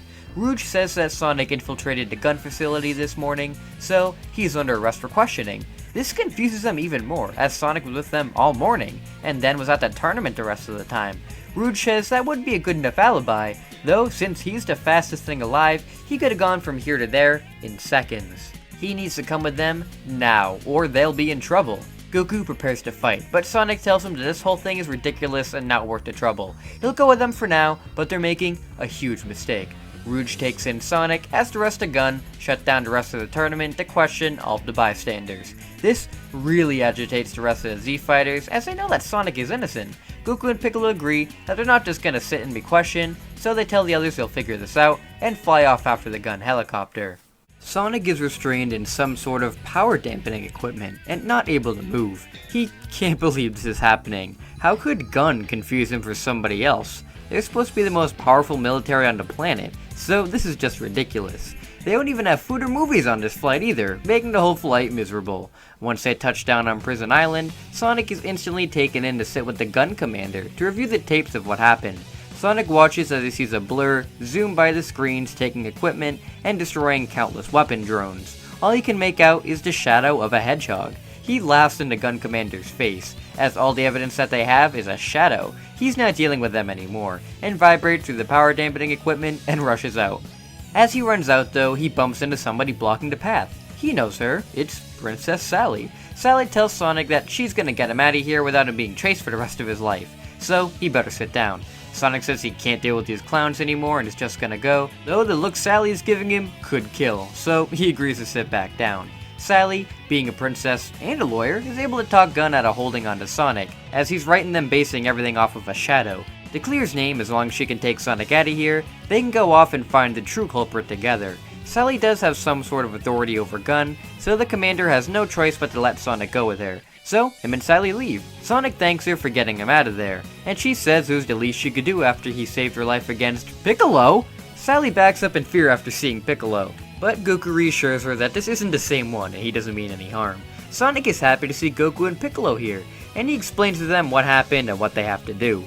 The two are happy that Sonic is out of Gun's control right now, and says that they'll help in any way that they can to go and clear Sonic's name. Sonic, Sally, Goku, and Piccolo go out into the city to investigate, running and flying all around, looking for any signs of the stolen equipment from Gun. The search takes them into the night, when Sonic says that he hates being some sort of errand boy and they should just bail. This is when Sally points to the tall building over there, seeing some sort of weird silhouette. The group turn, but as they do, it disappears. This is when Piccolo realizes that the Chaos Emerald he had was taken out of his pocket. But as the group asks how that's possible, two Chaos Beams fly from the distance and hit Goku and Piccolo dead on in the chest, sending them flying away.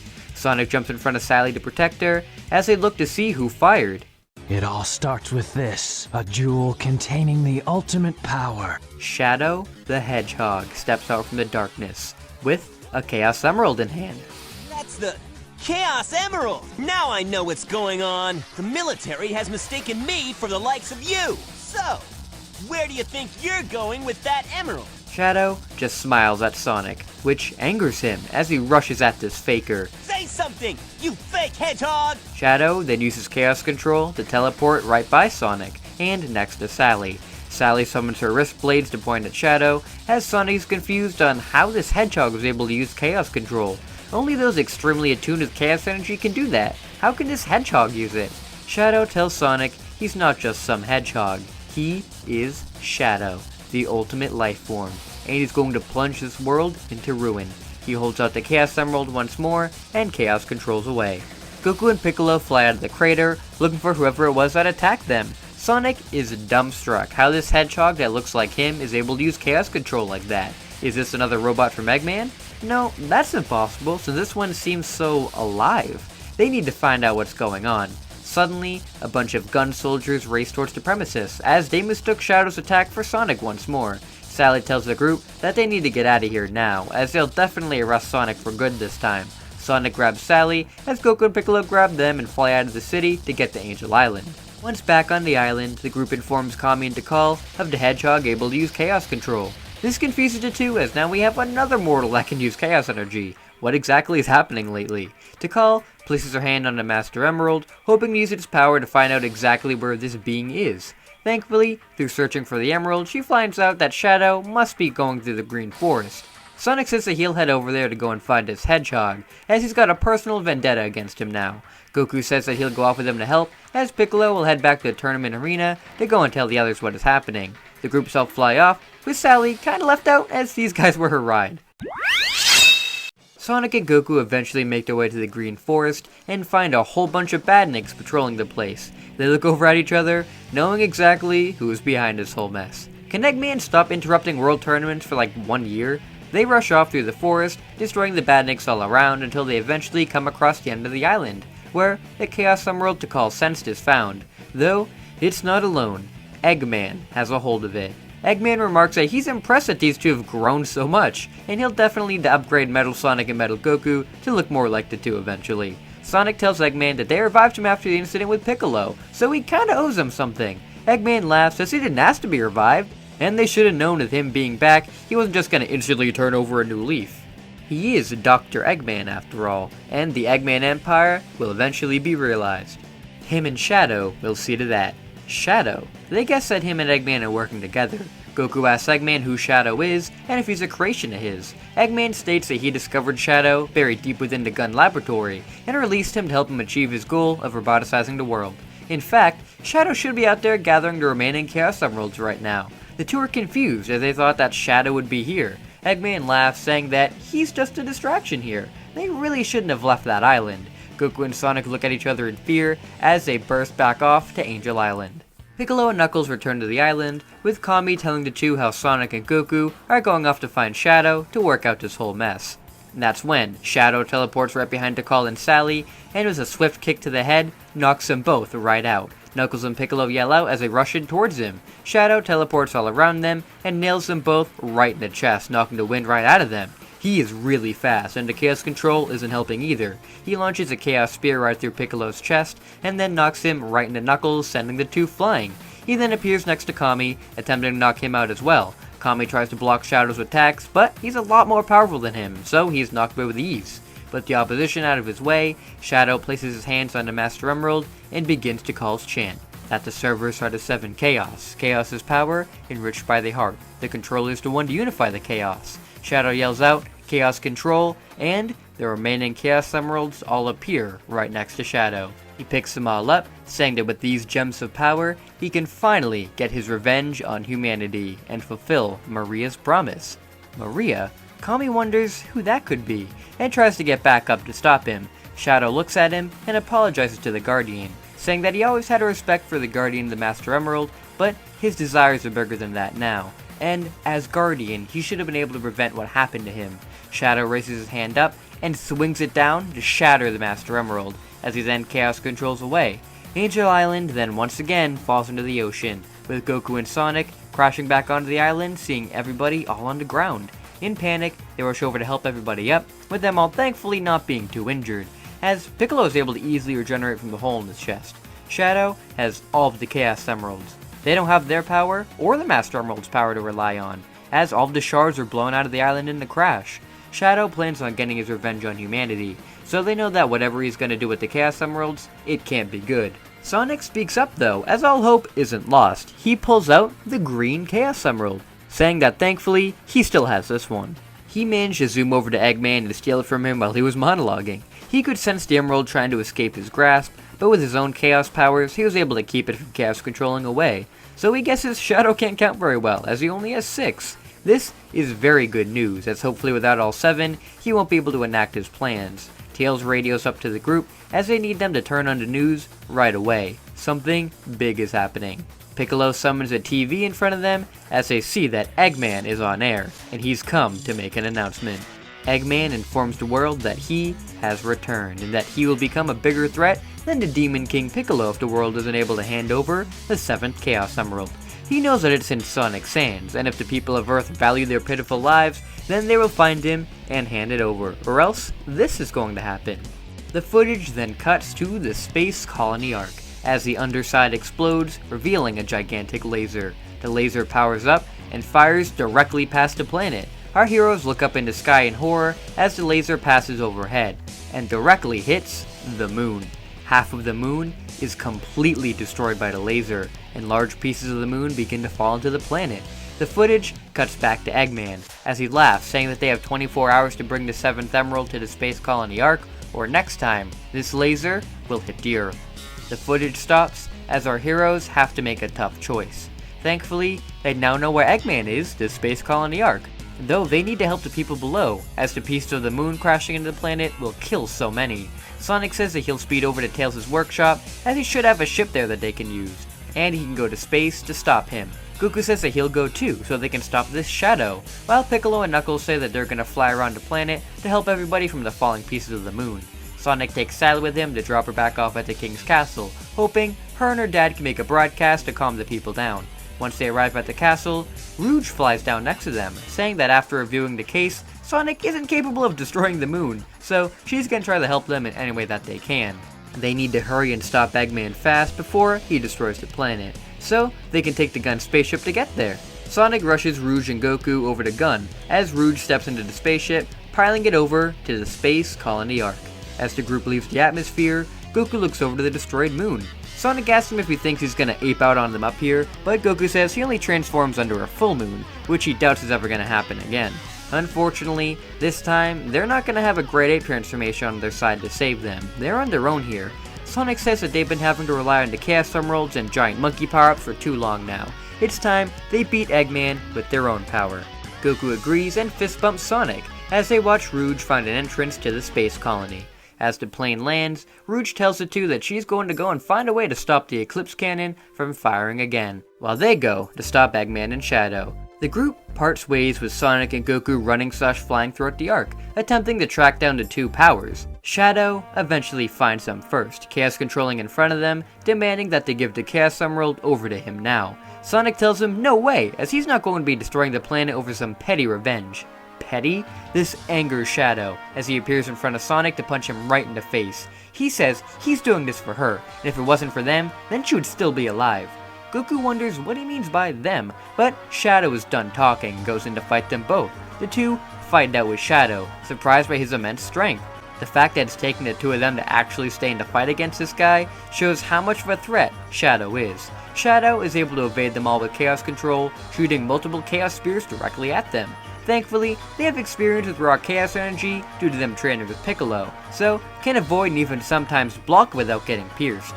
With these guys fighting, Rouge goes to infiltrate the Eclipse Cannon, though she's almost squashed by Eggman on her way there. Eggman flies by in his Egg Viper, telling Rouge that she's not going to ruin his plans for roboticizing the world.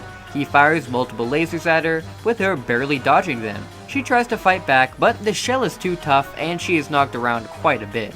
She falls down pretty hard, sure she's done for, until the cockpit is hit dead on by Amy. Amy lands next to Rouge, helping her up, saying that help has arrived. Tails flies right by, shooting Eggman with his arm cannon. The Egg Viper tries to blast him out of the air with his own lasers, but while Tails is distracting him, Krillin and Yamcha appear right behind the Egg Viper, with Yamcha throwing his spirit ball all around to destroy it from the inside, and knock Eggman out of the machine. with Krillin launching a Kamehameha to fully destroy it. Rouge catches Eggman and puts him in handcuffs. She demands that if Eggman values his life, then he'll lead them over to the Eclipse Cannon so they can shut it down. Eggman tells her he'll never let these rodents stop him. That is until Yamcha forms another spirit ball in his face, saying that they didn't take Tails' plane to come all this way for nothing. So, Eggman better fold, or he's gonna blast him into smithereens. With this, Eggman folds. The battle between Sonic, Goku, and Shadow ramps up with everybody getting knocked around hard. Shadow is a gigantic force to be reckoned with, and Goku realizes that he might not be able to beat this guy on his own. He tries another method and attempts to talk Shadow down, asking why exactly he wants revenge on humanity, as what have they done to him? Shadow keeps fighting with Goku, saying that they took everything away from him, so he's going to take everything from them. Sonic spin dashes into Shadow to get him off, and asks for specifics, as maybe there's a way they can fix that. Shadow doesn't want to reveal his plans to these guys, but he's pretty tired and needs a breather, so decided to elaborate. Shadow reveals that 50 years ago, he was created by the great scientist Dr. Gerald Robotnik, Eggman's grandfather, aboard the Ark. He was created for the purpose of being the cure for all humanity, specifically Gerald's granddaughter, Maria, his best friend. And it is until the military who founded the experiment turned on them and shot Maria. In her dying breath, she told Shadow to avenge her and destroy humanity. This is why he's going to use the Eclipse Cannon to destroy the world. Goku and Sonic look at each other. Goku tells Shadow that he understands where he's coming from. When he was little, he thought that a monster killed his grandfather. He trained every day in hopes to be ready to slay the monster and get revenge for his grandfather's death. But, as it turns out, he was that monster all along. Trying to get revenge can turn you into the monster. So, if he really wants to avenge Maria, he needs to stop the Eclipse Cannon and be what he was made for in the first place. Sonic says he's right, as he was supposed to be the ultimate life form, right? Well, as the ultimate life form, he's to help humanity past its failures. Shadow tells them to shut up, he's not listening to them. He knows who he is and what he was made for. He's the ultimate life form who will destroy the planet. He rushes back into attack until the whole arc begins to shake. They all look at each other, wondering what's happening, when Shadow pulls up his screen to see that the others stopped the Eclipse Cannon from going off. Goku and Sonic breathe a sigh of relief that the others showed up, but then wonder what else is going on as the arc begins to plummet towards the planet. Shadow turns off the camera as he walks over to the window. He says that the doctor put in a failsafe, as if the emeralds are removed once placed inside, a failsafe will activate, meaning the arc is now making its way towards the planet to destroy it. The others show back up to ask what's going on and hear about the arc's imminent crash. Tails goes to give Sonic the Chaos Emeralds, saying that as Super Sonic, hopefully he can teleport the ship out of harm's way. Shadow appears in front of Tails though, Chaos controlling the emeralds off of the arc, saying they're not going to be using those this time. Everybody starts freaking out, including Eggman, saying he wasn't planning to die again. Shadow says he's sorry, but this is what Maria would have wanted. This is when a voice behind them all says, "No, it isn't." Shadow's heart immediately stops. No, it cannot be. He slowly turns around to see some sort of old lady on a crystal ball, and directly behind her is Maria. Maria runs over to hug Shadow, with him too stunned to speak, and he then hugs her back and begins to cry uncontrollably. He asks her how she is here, with her telling him that the god of Earth reached out to the other world looking for her. They said that he had lost his way, and she was the only person who could remind him of what he's really here to do. Grandpa Gerald lost his way too, and once he found Shadow's escape pod on Earth, he tampered with his memories to make him forget her promise. Shadow can't believe it. She didn't ask him to destroy humanity? Maria flashes her sweet smile at him, saying she asked the complete opposite. She asked him to let the people of the planet have a chance to be happy, to let them live their dreams and have a better future. That's the reason he was brought into this world in the first place. Fortune teller Baba tells Maria to wrap it up, as she doesn't want to stay on this death ship anymore. Maria tells Shadow that she knows he'll do the right thing, as she backs back up next to Baba. Shadow begs her not to go, not to leave him again, with Maria telling him they'll meet again, as long as he is able to save humanity. Through tears, she is able to say, I believe in you. As her and Baba fade away. Shadow stares where Maria was, and puts his head down. The others look at him, wondering what is he gonna do now. Shadow lifts his hand up, snapping his fingers, summoning all the Chaos Emeralds back. The others look in awe as the Chaos Emeralds surround Shadow, and he powers up, absorbing all of the power inside himself to become Super Shadow. Super Shadow looks to Goku and Sonic, saying he's sorry for not realizing it before, and to allow him to rectify his mistake. They tell him not to do it alone, as they'll come with him, but Super Shadow snaps his fingers once again, and Chaos controls all of them out of the Ark. The group all appear back on Angel Island, horrified at what is happening. Sonic rushes to the edge of the island, screaming Shadow's name. Super Shadow stands in the descending Ark, alone. He looks up at the sky, telling Maria he'll see her soon. He removes his inhibitor rings, pushing himself to full power. Super Shadow summons all of the power he can, and with a final burst of energy, he yells out, Chaos Blast!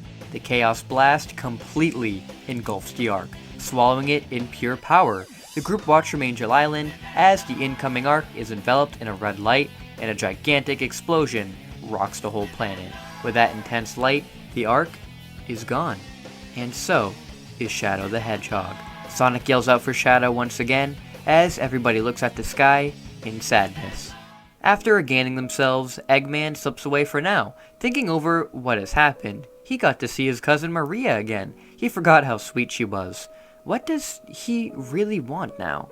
As Eggman flies off, Piccolo and Knuckles return with the fully completed Master Emerald, raising Angel Island to the sky once more. They manage to save many people from the falling moon shards, though many lives were lost. This is when Sonic rushes off to go and gather all the Dragon Balls as fast as he can. Hopefully with all of them, he can revive everybody and bring Shadow back. Once Sonic gathers them all and summons Shenron, he wishes for all those killed in today's incident to be returned to life. Shenron is thankfully able to grant the wish, and everybody killed by the moon's destruction are brought back, though there is no sign of Shadow. Tails theorizes that maybe since Shadow is a creation of Gerald Robotnik, maybe he isn't a real person, so that's why Shenron can't bring him back.